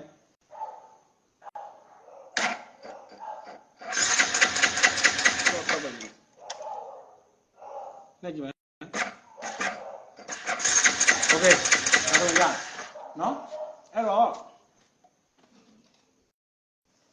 တကယ်လို့ဘန်းငယ်စင်တာပြတ်တဲ့အချိန်မှာဝယ်လို့မရတဲ့အချိန်မှာဆိုကျွန်တော်ဒီ Biostar လေးနဲ့ကျွန်တော်တို့ကနော်ဒါလေးကိုပြလိုက်မယ်ဒီဘက်ကဒီ Biostar လေးကိုကိုယ့်ဘက်ကိုတဲ့ထားဒီဘက်ကဘယ်ဘက်ကနေစရည်မယ်တငုံ2ငုံ3ငုံဒီဘက်ကအဆုံးဆုံးငုံကိုအပေါင်းထဲကိုစိုက်မယ်ဒီဘက်ကအဆုံးဆုံးငုံကိုအနှုတ်ထဲကိုစိုက်မယ်ဒီကောင်ကို signal ဂျိုးထဲမှာစိုက်မယ်သူ့ကိုတဘိုးဝင်းကျင်လောက်မှာထားလိုက်မယ်ဒါဆိုဆိုင်ကယ်ကနိုးသွားပြီနော်ဒီလိုမျိုးလေးနဲ့ကျွန်တော်တို့ကလုပ်လို့ရတယ်ဆိုတဲ့အကြောင်းလေးကိုပေါ့နော်ဒါပြောပြပေးတာဖြစ်ပါတယ်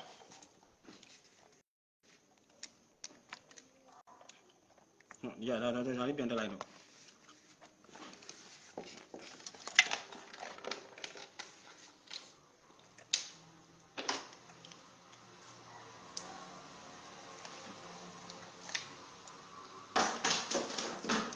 အဲ့မှာပလက်ကွန်ပြန်တက်လိုက်တော့ကိုမျိုးမင်းမင်္ဂလာပါကိုညီတင်းဆောင်စင်စာကောင်းမကောင်းခုနလိုလေးစမ်းသပ်လိုက်ပေါ့ဗျာသူ့ကိုကျွန်တော်တို့ကဒီ EC ရွာလာတဲ့ကောင်နဲ့ဘိုးကျွေးပြီးသွားတာနဲ့သူကပြောမယ်ဆိုတော့ socket တက်ရင်လည်း5volt socket ဖြုတ်ရင်လည်း5volt ရှိရမယ်5 volt အစွန်းနဲ့စအောင်တိုင်းရင်5 volt အလဲစားနဲ့ဂရောင်းကျိုးနဲ့တိုင်းရင်သူဒီ 0.1 တက်မှန်နေရင် 0.6 တင်းဆောင်နေ4 volt ကျော်ဒါမှန်တယ်ဆိုရင်တော့ဒါဘန်းငယ်စင်တာလည်းကောင်းပြီပေါ့ဗျာကိုနေမင်းတို့မင်္ဂလာပါကိုဖြိုးမင်္ဂလာပါကိုလက်ကောကျေးဇူးပါတဲ့နော်အဲ့တော့ကျွန်တော်တို့ဆက်ထိုးတာလေးကြည့်အောင်မလားဆက်ထိုးတာလေးကျွန်တော်လည်းအလုပ်ကများနေတော့နေခင်းမှာဆိုလည်းသိတယ်မလားကျွန်တော်က delivery အောက်က workshop ဆရာတွေကအတချောင်းမှာလည်းပို့ရတာပဲတူတလက်မှာလည်းပို့ရတာပဲ delivery ဖြစ်နေတော့ဆိုင်ငယ်ထဲမှာကိုမရောက်နိုင်ဘူးအဲ့တော့ညာလေးအားတဲ့အချိန်လေးမှာအားရတော့မဟုတ်ဘူးပေါ့ဗျာအားမနေဘူးပေါ့ online တင်တန်းကလည်းတစ်ဖက်ရှိသေးတာဘူးဒါပေမဲ့လည်းညအခါလေးမှာလာတာပေါ့ဟုတ်လားကစားမလားနားမလားပေါ့မကစားတော့ပါဘူးမနာတော့ပါဘူးဒါကိုညီကိုတွေအတွက်ကိုဒါလက်ဆောင်ပေးတာပေါ့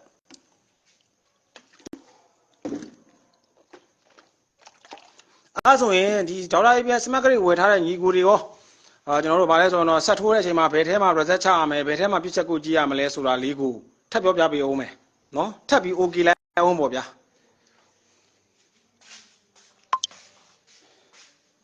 ရေတောက်ပြီးပြောတာနော်ရက်တွေမဟုတ်ဘူး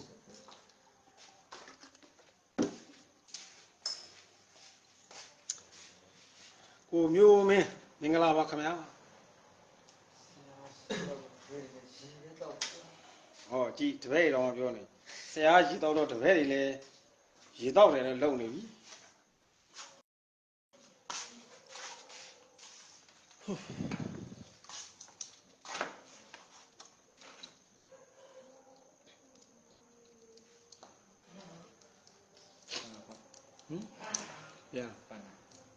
ဖွင့်တော့ဝီဘောဆန်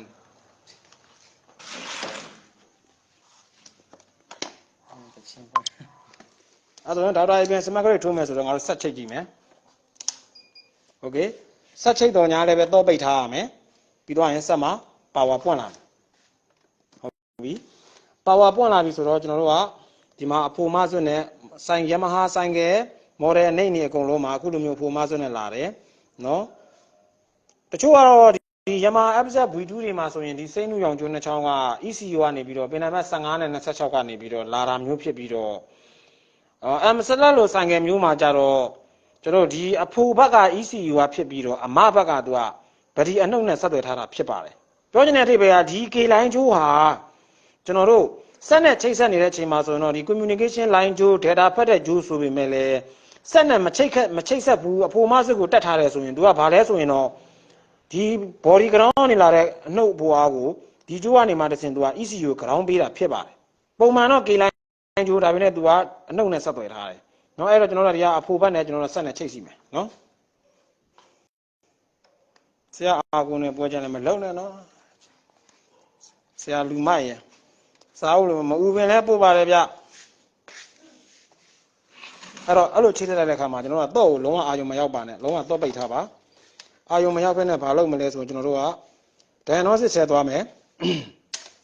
diagnosis တော့မှ okay နိုင်မယ် K line ထဲမှာ okay နိုင်မယ်ပြီးတော့ရင်Yamaha ကိုတွေ့အောင်လိုက်ရှာမယ်အောက်ဆုံးမှဖြစ်တယ် Yamaha တွေ့ရင် okay နှိပ်လိုက်နှိပ်ပြီးသွားရင်ကျွန်တော်တခုပြောချင်တာတခုကသူ့ဟာနဲ့သူ Filano ပဲနေနေ Fino ပဲနေနေ Mio ပဲနေနေ M/R55 FZ အခုလိုမျိုးစက်ထိုးကောင်းကအဖိုမဆွနဲ့လာတဲ့ဆိုင်ကယ်မှန်သမျှ Yamaha မှန်သမျှကိုဘယ်ထဲမှာဝင်ရမလဲဆိုရင်တော့အပေါ်ဆုံးမှာရှိတဲ့ standard ထဲကိုကျွန်တော်တို့ okay နှိပ်ရပါနှိပ်တဲ့အခါမှာဆိုရင် view parameter ရဲ့ analysis ရဲ့ special function ရဲ့ဆိုပြီးတော့၃မျိုးရှိပါတယ်view parameter ဆိုတာကစင်စာအချက်လက်ကြည့်ရှုမှာကိုပြောတာပါ analysis ဆိုတာကအသေးစိတ်အချက်လက်ကိုပြောတာပါ special function ဆိုတာကအထူးလုပ်ဆောင်ချက်ကိုပြောတာပါအဲ့တော့ view parameter ကိုကျွန်တော်တို့ okay နှိပ်လိုက်မယ်ဆိုရင် okay နှစ်ချက်နှိပ်ပြီးတော့တော့ဖွင့်ရမယ်တော့ဖွင့်ပါဟောကြည့်ဟော engine speed တဲ့ဟောကျွန်တော် engine မလဲတော့ RPM က0ပေါ့နော်နောက်တစ်ခုက engine coolant temperature စင်စာတဲ့ engine ရဲ့အပူချိန်က30လောက်ရှိတယ်လေဒါဆိုရင်ကျွန်တော်တို့အောက်မှာရှိတဲ့ labor စင်စာ degree တွေဘယ်မှာတော့ဘက်ထရီဘိုးတွေဘယ်မှာတော့ပုံမှန်Yamahaဆိုင်ကယ်မှာဆက်ထိုးရင် view parameter ထဲမှာကြည့်လိုက်ရင်O2 စင်တာတွေရော nozzle တွေရော plug wire တွေရောအများကြီးပါတယ်လေဘာဖြစ်လို့အဲ့လိုမျိုးနှစ်ကြောင်းနဲ့လာပေါ်ရတယ်လဲဆိုရင်စင်ကာပူဘိန်းတွေဂျပန်ဘိန်းတွေကိုသွားထိုးရင်ဒီပုံစံတိုင်းပဲပြမှာပါဒါကစက်မကောင်းတာမဟုတ်ပါဘူးเนาะဒီဆက်တစ်လုံးနဲ့ကိုထူးကျော်အသက်ရှင်လာတာဒီမှာကြည့်ကိုထူးကျော်တဲ့เนาะဖုန်းနံပါတ်လေးပါမှတ်ထားလိုက်လှုပ်ရှားလာတာเนาะလုံးဝခွင့်ရှယ်ပါပဲဘာဆက်မှမလိုပါဘူးဒါဘိုးလိုကြားပြောတာမဟုတ်ပါဘူးယူရီးယားထုတ်တဲ့ဆိုင်ကယ်မှမှန်ရင်ကျွန်တော်စင်ကာပူဘိန်းတွေဂျပန်ဘိန်းတွေဥရောပဘိန်းတွေကိုမဆိုလိုထားဘူး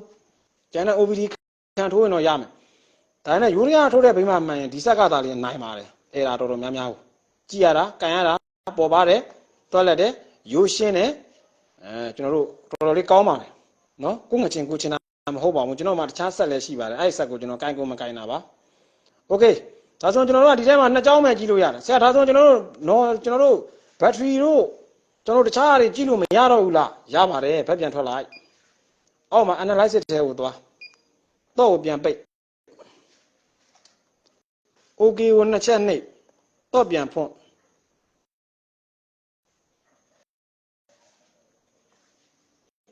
ဟော total position labor degree intake air pressure လေဖိအားဆိုတာကလေဖိအားကီလိုပါစကယ်ဆိုတာကဒါ unit ဒါဖိအားကိုတိုင်းတာတဲ့ unit ဖြစ်ပါဖိအားကိုတိုင်းတာကတော့ဘာရှိတယ်ကီလိုပါစကယ်ရှိတယ် psi ရှိတယ်ဒီကောင်ကျတော့ကီလိုပါစကယ်နဲ့တိုင်းတာတဲ့ကျွန်တော်တို့69သူက slow အနေထားမှာပဲဖြစ်ဖြစ် labor ဆုံးဆွဲတဲ့အခါမျိုးမှာပဲဖြစ်ဖြစ်သူကကျွန်တော်တို့20ကနေပြီးတော့ဒါကျွန်တော်100ချားကိုသူပြောင်းလဲနေရမယ်လို့ဆိုလိုတာပေါ့ဗျာနောက်တစ်ခုကကျတော့ဗါလဲ intake air temperature ဆိုတာကသဘောလောဆယ်အခုကျွန်တော်နှာခေါင်းထဲကိုရှူနေတဲ့လေရဲ့အပူချိန်ဟာတဲ့29ဒီဂရီရှိပါတယ်တဲ့လေပူချိန်ဒါဆိုမပူမအေးအနေထားပေါ့ဗျာအိုင်လည်းမအိုက်ဘူးအေးလည်းမအေးဘူးပေါ့နောက်တော့ coolant temperature ခုနတော့ကအပေါ်မှာရှိတဲ့ view parameter တွေတော့ကကြည့်လို့မရတဲ့အချက်လက်တွေကိုအခု analysis ထဲမှာကြည့်လို့ရတယ်နော်ဗါလဲ coolant temperature ဆိုတာကရေပူချိန်အင်ဂျင်ပူချိန်30ရှိပါတယ်ဒါပုံမှန်ပဲပေါ့အကယ်၍ဒီဆိုင်ကယ်ကြီးကနှိုးလည်းမနှိုးဘူးဗျာရေပူချိန် ရအခုနေထားမှာတရားဖြစ်နေရင်မှန်မလားမမှန်ဘူးလေဒါဆိုရင်ကျွန်တော်တို့ဘာလုပ်ရမှာလဲအဲ့ဒီကောင်ကိုစစ်ရမှာပေါ့ကျန်တဲ့ reset ချတာတွေတခြားပိုင်းတွေပြင်တာခဏထားအောင်အခုလိုမျိုးစမ်းတဲ့ချိတ်ဆက်လိုက်လို့ဆန်ငယ်ကမနိုးလဲမနိုးရသေးပဲနဲ့30ဝန်းကျင်မှာရှိရမှာကို100လောက်ရှိနေရင်ဒါစင်စာမကောင်းတာလားစောက်ကပြုံနေတာလားကျွန်တော်ကြည့်ရတော့မှာလीအဲ့လိုမှမဟုတ်အနှုတ်30တို့အနှုတ်20 0ဆိုရင်တော့ရေခဲနေပြီအနှုတ်30 20ဆိုသေုံပဲကြံတော့တယ်အဲ့လိုမျိုးဖြစ်နေရင်ကျွန်တော်စစ်ရတော့ပါကျန်တဲ့ကိစ္စခဏထားအောင်များကိုသွားမယ်ဟောဒီမှာကြည့် TILD SCN ဆိုတာတိုက်စင်စာ 0.6 ကဲဘန်းငယ်စင်စာလေးကိုငါတို့ပြန်ဖြုတ်ကြည့်လိုက်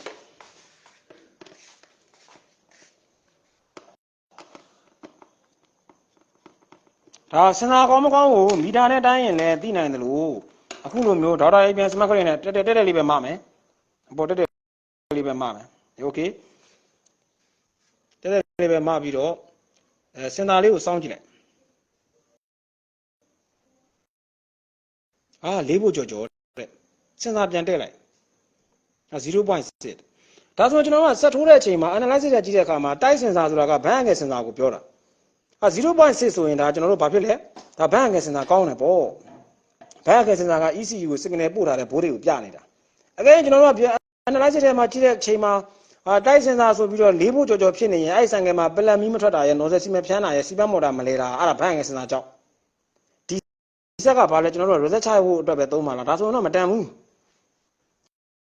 ဒီဆက်ကြီးကကျွန်တော်တို့ခေါင်းကိုက်စီတော့တချို့သောပြစ်ချက်တွေကိုဖြည့်ရှင်းပေးမယ်ကောင်းပြီကျွန်တော်တို့အနားမှာအမြဲတမ်းနေပြီးမှကျွန်တော်တို့ရဲ့ဘော်ဒါကြီးတပည့်ဆိုတာကအချိန်တိုင်းပြန်သွားမှာဒီကောင်ကြီးကကျွန်တော်တို့အနားမှာအမြဲတမ်းနေတန်မိုးရှိအောင်သုံးရင်တန်မိုးရှိပါတယ်နော်အဲ့ဘန်းငယ်စင်တာကောင်းမကောင်းအခုလိုကြည့်လိုက်လေအကယ်၍ဘန်းငယ်စင်တာကြီးကလည်းတက်ထားတယ်ဒီနေရာမှာ 0.7 မဟုတ်တော့ဘဲနဲ့၄ဖို့ကြော်ပြနေတယ်ဆိုရင်တော့အဲ့ဒီကောင်ကိုအရင်စစ်နောက်ကျန်တာနောက်မှလို့โอเคနော်အောင်မြတ်တစ်ချက်သွားမယ်ဘက်ထရီဘိုးတွေအဆက်ဖို့ကြော်ဆိုတော့ဘိုးတွေတော့နဲတယ်နော်နောက်တစ်ခုက inclination ကွာဘလက်ကွန်တစ်ချက်ဖြုတ်လိုက်ဒါဘလက်ကွန်ကောင်းမကောင်းကိုလည်းကျွန်တော်စမ်းမယ်နော်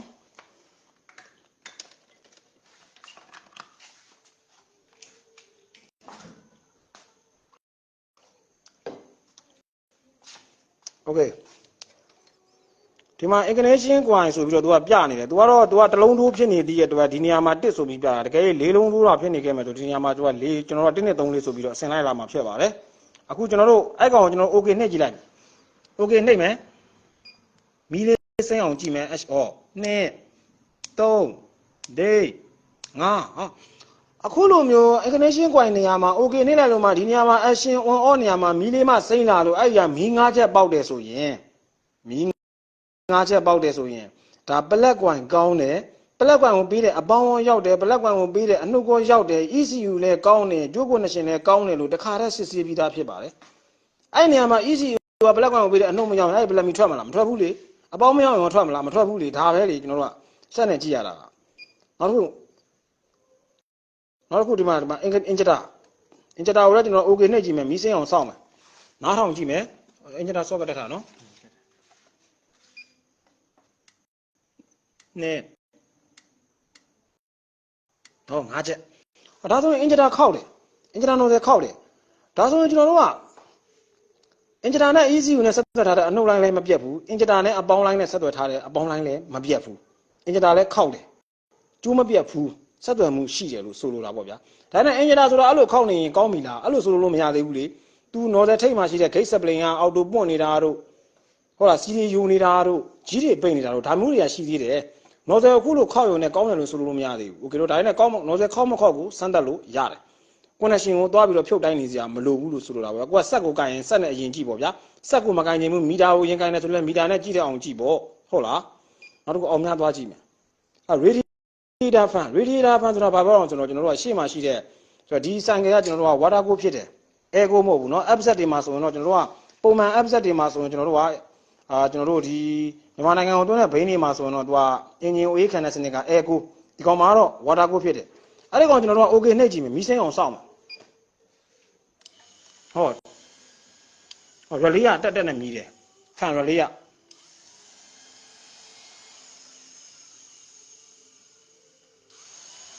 ပန်ကားလည်း9ကောင်လေးတယ်အခုလိုမျိုးဒေါက်တာပြစမတ်ကလေးနဲ့အခုလိုမျိုး radiator fan ကို test လုပ်လိုက်တဲ့အခါမှာ relay ရလဲခောက်တယ်ပန်ကားလဲလဲတယ်ဆိုရင်ဒါဒီတိုင်းနဲ့ပတ်သက်ပြီးတော့စစ်ဆေးစရာမလိုတော့ဟုတ်လားအကယ်ဒီညမှာ relay ကြောင်နေအဲ့ပန်ကားလုံးဝလဲစရာမလိုဘူး relay ရတော့ကောင်းတယ်ထားပါတော့ဒီဟာကိုကျွန်တော် okay နှိမ့်လိုက်လို့ဒီ relay ကတက်ဆိုပြီး5ချက်ခောက်တယ် relay ကကြခောက်ပြီးတော့relay ခောက်တယ်ဆိုမှတော့မစင်းသားနဲ့ relay ကို ECU ကနေထုတ်ပေးတယ်အနှုတ်ကောင်းလို့လမ်းကြောင်းကောင်းလို့ relay ခောက်တာ relay ကခောက်ပြီးကမှပန်ကားမလဲဘူးဆိုအဲ့ဒါပန်ကားကိုဆက်ရမှာဖြစ်တယ်နောက်တစ်ခုသွားကြည့်ပါ ISC ဆိုတာဘာလဲ Idle Speed Control Bar ဟာကျွန်တော်တို့ပြောတယ် FID Fast Idle ဆိုလိုနိုင်ပါ RACB Idle Air Control Bar ဒီမှာဘာပြလဲ ISC သိမထားသင့်ဘူးလားသိထားခြင်းနဲ့ Idle Speed Control Bar ဆိုတာကဒီပါစင်စာရဲ့အုံရဲ့အပေါ်မှာတက်ဆင်ထားတဲ့ FID ဒီမှာ socket အပြာနူးလေးနဲ့တက်ထားတဲ့ FID ဆိုလိုနိုင်ပါကိုပြောတာပါအဲ့ကောင်ကောင်းမကောင်းလဲကျွန်တော်တို့ကဒီကောင်မှာ okay နှစ်ကြည့်လိုက်မယ်ဒါနဲ့အဲ့ကောင်ကကျတော့ तू ကအတန်မမီဘူး तू ကလက်နဲ့ကင်ကြည့်မှသာ तू က5ချက်တုံမယ်နော် okay နှစ်ကြည့်မယ်1 2 3 4 5 5ချက်တုံဒါဆိုရင် FID ဆိုလိုနိုင်လဲကတ်တယ်ဒီ FID ဆိုလိုနိုင်အတွက်ကို तू ကအပေါင်းကိုတော့ဖွင့်တာနဲ့ပေးထားပြီးတော့အနှုတ်ကို ECU ကနေထုတ်မှာအခုကကျွန်တော် ECU ရဲ့လုံးဆောင်ချက်ကို test လုပ်နေတာနော်အခုဒီကောင်ကိုနှိမ့်လိုက်လို့ကျွန်တော်တို့ FID ဒီ Idle Speed Control Bar ကအလုပ်လုပ်တယ်ဆိုတာက ECU ကနေအနှုတ်ဘွားကို9က तू ကထုတ်ပေးလို့အဲ့ကောင်ကလာပြီးတော့ဆိုလိုနိုင်ကကတ်တာဒါဆိုရင်ကျွန်တော်တို့ဒီ FID ဆိုလိုနိုင်ကို ECU ကပေးတဲ့အနှုတ်လမ်းကြောင်းလဲကောင်းတယ်အပေါင်းလမ်းကြောင်းလဲကောင်းတယ်ဆိုတာကိုဒီဆက်နဲ့ကြည့်ုံနဲ့သိနိုင်ပြီဒါနဲ့အဲ့လိုလုပ်ရင်ရော FID တာဝန်ကြည့်ပြီလားမကြည့်သေးဘူးသူ့မှာဖုန်းနဲ့အငင်းကြီးတွေကတ်နေဘယ်လိုလုပ်မလဲဒါလည်းရှိသေးတယ်လေဟုတ်တယ်နော်နော်အောင်များသွားကြည့်နော် EBRN DDC ဆိုတာက EBRN DDC ဆိုတာကဒီ ECU နဲ့ပတ်သက်ပြီးတော့ဒါ ECU မှာဘိုးတွေကျွန်းတာတို့ ECU ဒီပြောတော့တစ်ချက်မှရှိတဲ့ CPU ကြောင်တာတို့ဘာလို့ဆိုရင်ဒါဒီနေရာမှာ error ပြနောက်တစ်ခုကကျတော့ R story DDC ဆိုတာကစင်စာတွေ socket တွေကိုဖြုတ်လိုက်တဲ့အခါမှာ ECU ကနေမှတ်ထားတာကိုပြောတာအခုကျွန်တော်တို့ဒီမှာကြည့်ကြည့်အောင်39ဆိုတာဘာလဲ nozzle 39ဆိုတာ nozzle ခုန nozzle socket ဖြုတ်တာကို ECU ကမှတ်မှာပေါ့41ဆိုတာဘာလဲဘတ်အငယ်စင်စာပေါ်မှာပေါ့ခုနဘတ်အငယ်စင်စာဖြုတ်တာကို30ဆိုတာလည်းဘာလဲဘတ်အငယ်စင်စာပေါ်မှာပေါ့ခုနဘတ်အငယ်စင်စာဖြုတ်တာကို30နော်39 nozzle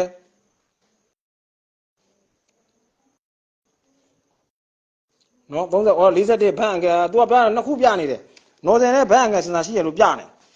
ဟာဘယ်နှစ်ခုလဲသိချင်ရင်ထပ်ပြီးတော့အောင်များတစ်ချက်နှိပ်လိုက် C story ထဲကိုသွားလိုက်ဒီမှာ C story ပြောင်းသွားပြီဘယ်နှစ်ခုလဲဘတ်အငယ်စင်စာရဲ့ဘတ်အငယ်စင်စာကိုသူက2မျိုးပြတာဟုတ် nozzle ရဲ့အဲ့တော့ကျွန်တော်တို့ okay နှိပ်လိုက်ပြချက်ကို3ခုရှိပါသည်မီးစိမ်းအောင်ဆောက်ပါမီးစိမ်းထားတဲ့ချက်မှာဒီနေရာမှာပြချက်ကိုသူကလည်းသူ3ခုပဲရှိရှိ10ခုပဲရှိရှိ0ဖြစ်ရမယ်အကယ်၍ဥပမာနဲ့ပြချက်ကိုက10ခုရှိတယ်ဆိုပါစို့ okay နှိပ်လိုက်တယ်ဒီမီးစိမ်းလာတယ်10ခုတည်းကနေမှာ9ခုကပျောက်သွားတယ်3ခုကကျန်နေတယ်ဆိုအဲ့3ခုကတော့သက်ချအောင်လည်းမပျောက်ဘူးပြင်ပေးရမယ့်အပိုင်းတွေဖြစ်တယ်ပြင်ပေးရမယ့်အပိုင်းတွေဆိုတော့သူတို့ရဲ့ကုန်းနံပါတ်တွေပြန်ကြည့်ပေါ့ okay နော်ဒါဆိုရင်ကျွန်တော်တို့ကယမာအနေနဲ့ပတ်သက်ပြီးတော့ model အနေနဲ့ပတ်သက်ပြီးတော့ view parameter ဆိုတာအပေါ်မှာစဉ်းစားချက်လက်တွေကြည့်ရမှာဖြစ်ပါတယ်တစ်ချက်ကုန်းနဲ့ result ချတာကတော့ analysis ထဲကိုသွားမှာဖြစ်ပါတယ်နော်ဒါဆိုကျွန်တော်ယမာစတိုနီးလေးကိုလည်းကျွန်တော်ရဲ့ညီကိုတွေနော်တော်တော်လေးနော်ပြီးသွားတော့မယ်လို့ထင်ပါတယ်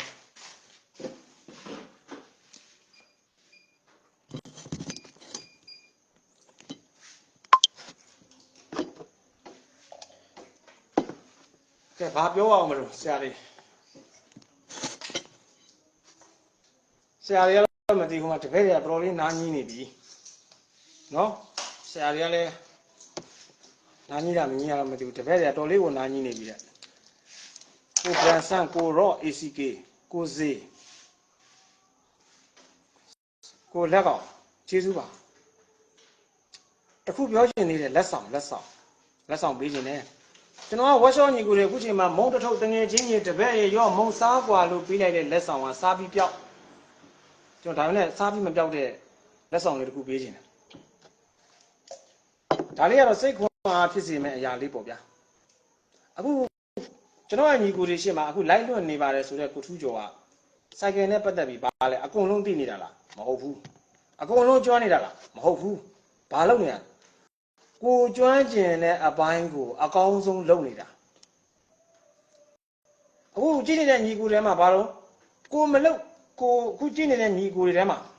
ဒါဒီဟာမျိုးကျွန်တော်ပြောတဲ့အတိုင်းဖြစ်နေပါလိမ့်မယ်ကိုမလုပ်ဘူးတဲ့အရာတစ်ခုကိုတခြားလူကလုပ်ပြရင်ဘာဖြစ်လဲအထင်ကြီးတယ်ကိုမသိတဲ့အရာတစ်ခုကိုတခြားလူကသိနေရင်လေးစားတယ်အဲ့ဒါဆိုရင်ကိုကြည့်နေတဲ့လူကတခြားအရာကိုလုပ်တတ်တယ်ကိုမလုပ်တတ်တဲ့အရာတွေကိုလုပ်တတ်တယ်သိတယ်ဒါဆိုရင်အဲ့ဒီလူမသိတဲ့အရာကိုရောသိမနေနိုင်ဘူးလားဒါဆိုရင်ကျွန်တော်တို့ကသူများရဲ့တက်မြောက်ခြင်းကိုပဲဂုဏ်ယူအားကျလေးစားနေမှာလားဂုဏ်ယူအားကျမလေးစားနဲ့လို့မပြောတာမဟုတ်ဘူးနော်ဒါဆိုရင်သူများရဲ့တက်မြောက်နေတဲ့အရာတွေကိုပဲကြည့်ပြီးတော့ကိုစိတ်ချက်ကြပြီးနှိမ့်ချနေမှာလားမဟုတ်ဘူးမှားတယ်ဒါဆိုရင်ကိုတက်နေတဲ့အရာတွေအတွက်ကိုမချီးမြှောက်သင့်ဘူးလားကျွန်တော်ပြောချင်တဲ့အဓိပ္ပာယ်ကကျွန်တော်အခုပြောချင်တဲ့ပေးချင်တဲ့ message ကစိတ်ဓာတ်မကြဖို့ပြောတာကျွန်တော်တို့ကိုယ်တိုင်မှာပဲဟိုဆရာကဟိုဟာလို့ဒီဆရာကဒီဟာလို့ line ပေါ်မှာကြည့်ကိုမလုပ်တတ်တာတွေလည်းလုပ်တတ်တယ်ကိုမပြောတတ်တာတွေလည်းပြောတယ်အဲ့တော့ဘာဖြစ်လဲအဲ့လူပေါ်မှာအထင်ကြီးတဲ့စိတ်လေးစားစိတ်တွေများတယ်အဲ့လိုစိတ်တွေများလာလေကိုတင်ငယ်စိတ်တွေဝင်လာလေပဲဒါဆိုရင်ကြည့်နေတဲ့ညီကိုတွေကကိုတက်တဲ့ပညာအတွက်ကိုယ့်ရဲ့အတွေ့အကြုံအတွက်ကိုရောပြန်ပြီးတော့အထင်မကြီးတဲ့မူလားမလေးစားတဲ့မူလားကျွန်တော်ပြောချင်တဲ့အိဗေအားမငယ်နဲ့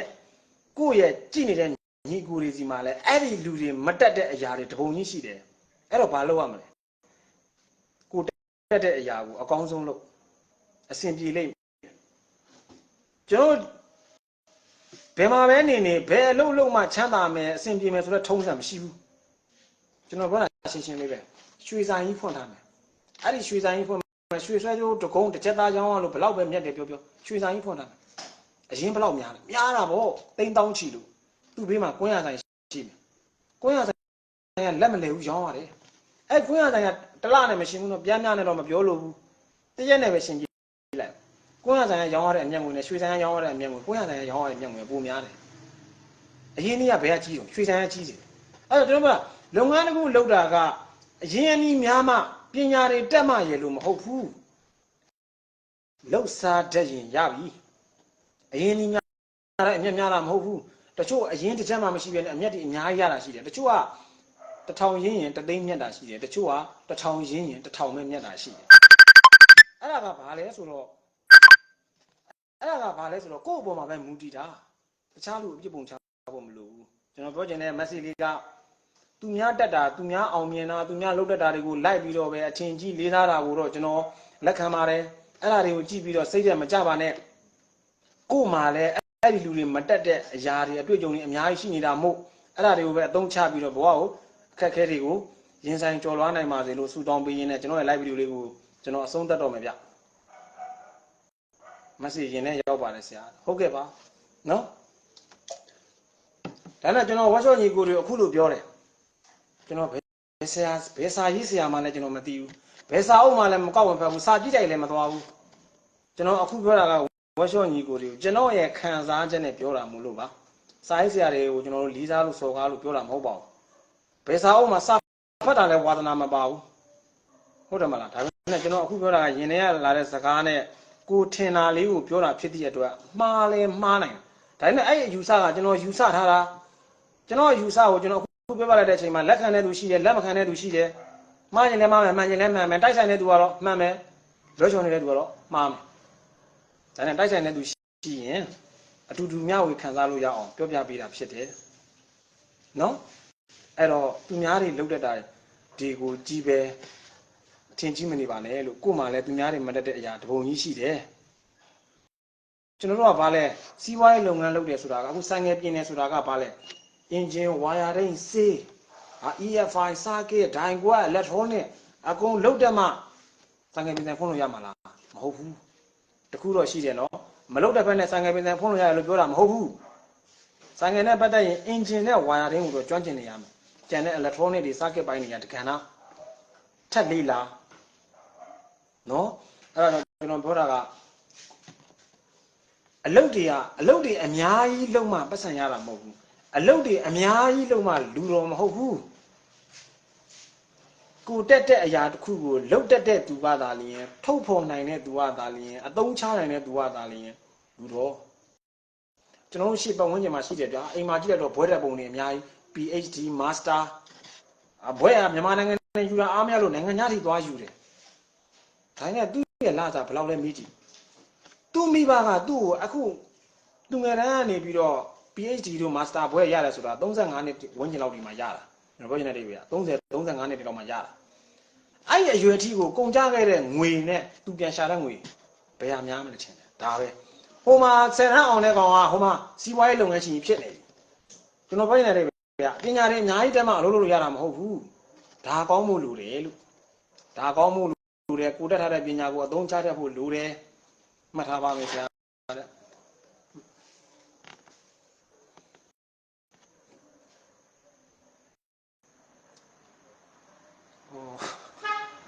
ဟုတ်ကဲ့ပါကျေးဇူးအများကြီးတင်ပါတယ် API ဆက်လေးဈေးလေးပြပါဒေါက်တာ API Smart Grade ဆက်က9သိန်းခွဲဖြစ်ပါတယ်နောက်ဆုံးအန်လော့လုပ်ပြီးသားပါတက်တန်းတူးစရာမလိုပါဘူးတခါတည်းအပြီး3ရုံပါဒူကာတီတွေဟာလီဒဗီဇင်တွေဥရောပထုတ်တဲ့ဘိန်းတွေ2024တွေမော်ဒယ်မြင့်တွေကိုဒေါက်တာ API Smart Grade နဲ့သုံးချင်တယ်ဆိုရင်တော့သုံးလို့ရပါတယ်သို့တော့ဂျားထဲမှာ API Andes မြန်မာကထုတ်တဲ့ OBG ဆက်ကိုတော့ခံထိုးရမှာဖြစ်ပါတယ်မော်ဒယ်မြင့်2023 24တွေရောက်လာတဲ့အချိန်မှာ Smart Grade နဲ့ဓာတ်ရိုက်စင်တာချက်လက်ကိုကြည့်လို့မရတဲ့အခါမျိုးတွေမှာဆိုရင်ဂျားထဲမှာ API ကထုတ်တဲ့ OBD ဆက်ကလေးကိုခံထိုးလိုက်မယ်ဆိုရင်လည်းရပါတယ်လို့နော်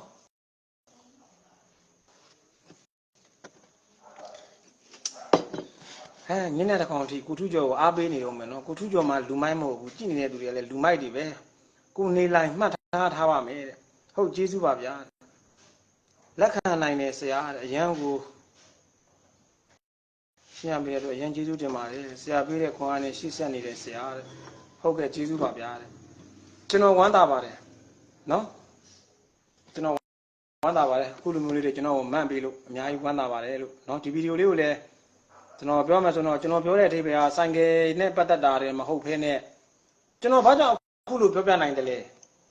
ကျွန်တော်ကငကူတစ်ချိန်လုံးကအခုကြည်နေတဲ့သူတွေထက်စိုးရွားတဲ့ဘဝကိုရင်ဆိုင်ခဲ့ရလို့ကျွန်တော်ပြောပြတာစာအုပ်ထဲကနေဖတ်ပြီးတော့မိတ္တူကော်ပီပြီးကျွန်တော်ပြောတာမဟုတ်ဘူးအခုကြည်နေတဲ့သူတွေထက်ကိုစိုးရွားတဲ့ဘဝကိုရင်ဆိုင်ခဲ့ရလို့အခုထုတ်ပြောပြနိုင်တာဘာလဲဘာထူးကျော်ဟဲ့အောင်မင်းကဘာလဲအဲ့လိုစကားပြောမင်းကဘလောက်အောင်မြင်နေတဲ့ကောင်လဲလို့မေးကောင်းလဲမေးနိုင်တယ်အောင်မြင်နေတာမဟုတ်ဘူးအောင်မြင်တယ်လို့ဒီစကားပြောတာမဟုတ်ဘူးကျွန်တော်စိတ်ထက်ကြနေတဲ့ညီကိုတွေအခုမှစတင်မဲ့ညီကိုတွေသူတို့ခွန်အားရအောင်ပြောတာဆရာကြီးလီလည်းတခွန်းမှမပါဘူးနော်ရှယ်ထားတဲ့ဆရာပြန်ကြည့်ဖို့ပါတဲ့ဟုတ်ကဲ့ကျေးဇူးပါဗျဆရာဘုံစင်နိုင်လားဟုတ်ကဲ့ကျေးဇူးတင်ပါတယ်ဗျကိုတန့်သူကျေးဇူးတင်ပါတယ်ကျွန်တော် live video လေးကိုအစားဆုံးကြည့်ခဲ့တဲ့ဆရာတွေရောမအားလို့မကြည့်ရတဲ့ဆရာတွေရောခလုတ်တိုက်ပြီးကြည့်ခဲ့တဲ့ဆရာတွေရောအားလုံးကျေးဇူးအများကြီးတင်ပါတယ်လို့ပြောရင်းနဲ့ကျွန်တော် live video လေးကိုဒီတင်မဲ့ဆုံးသက်ပါတယ်comment ရေးတဲ့ဆရာတွေအတက်ပေးတဲ့ဆရာတွေအားလုံးကိုလည်းကျွန်တော်ကလည်းအများကြီးချစ်ပါတယ်လို့ပြောရင်းနဲ့နောက်နေ့ခွင့်ခါကြုံရင်တော့အခုလိုမျိုးလေးအပူစာလာစကားလေးတွေနည်းနည်းတော့ရှာရှည်ပြီးပြောအောင်မယ်ပေါ့ဗျာအားလုံးပဲဘိုင်ဘိုင်ပါမင်္ဂလာညချမ်းလေးကိုပိုင်ဆိုင်နိုင်ပါစေเนาะအားလုံးဘိုင်ဘိုင်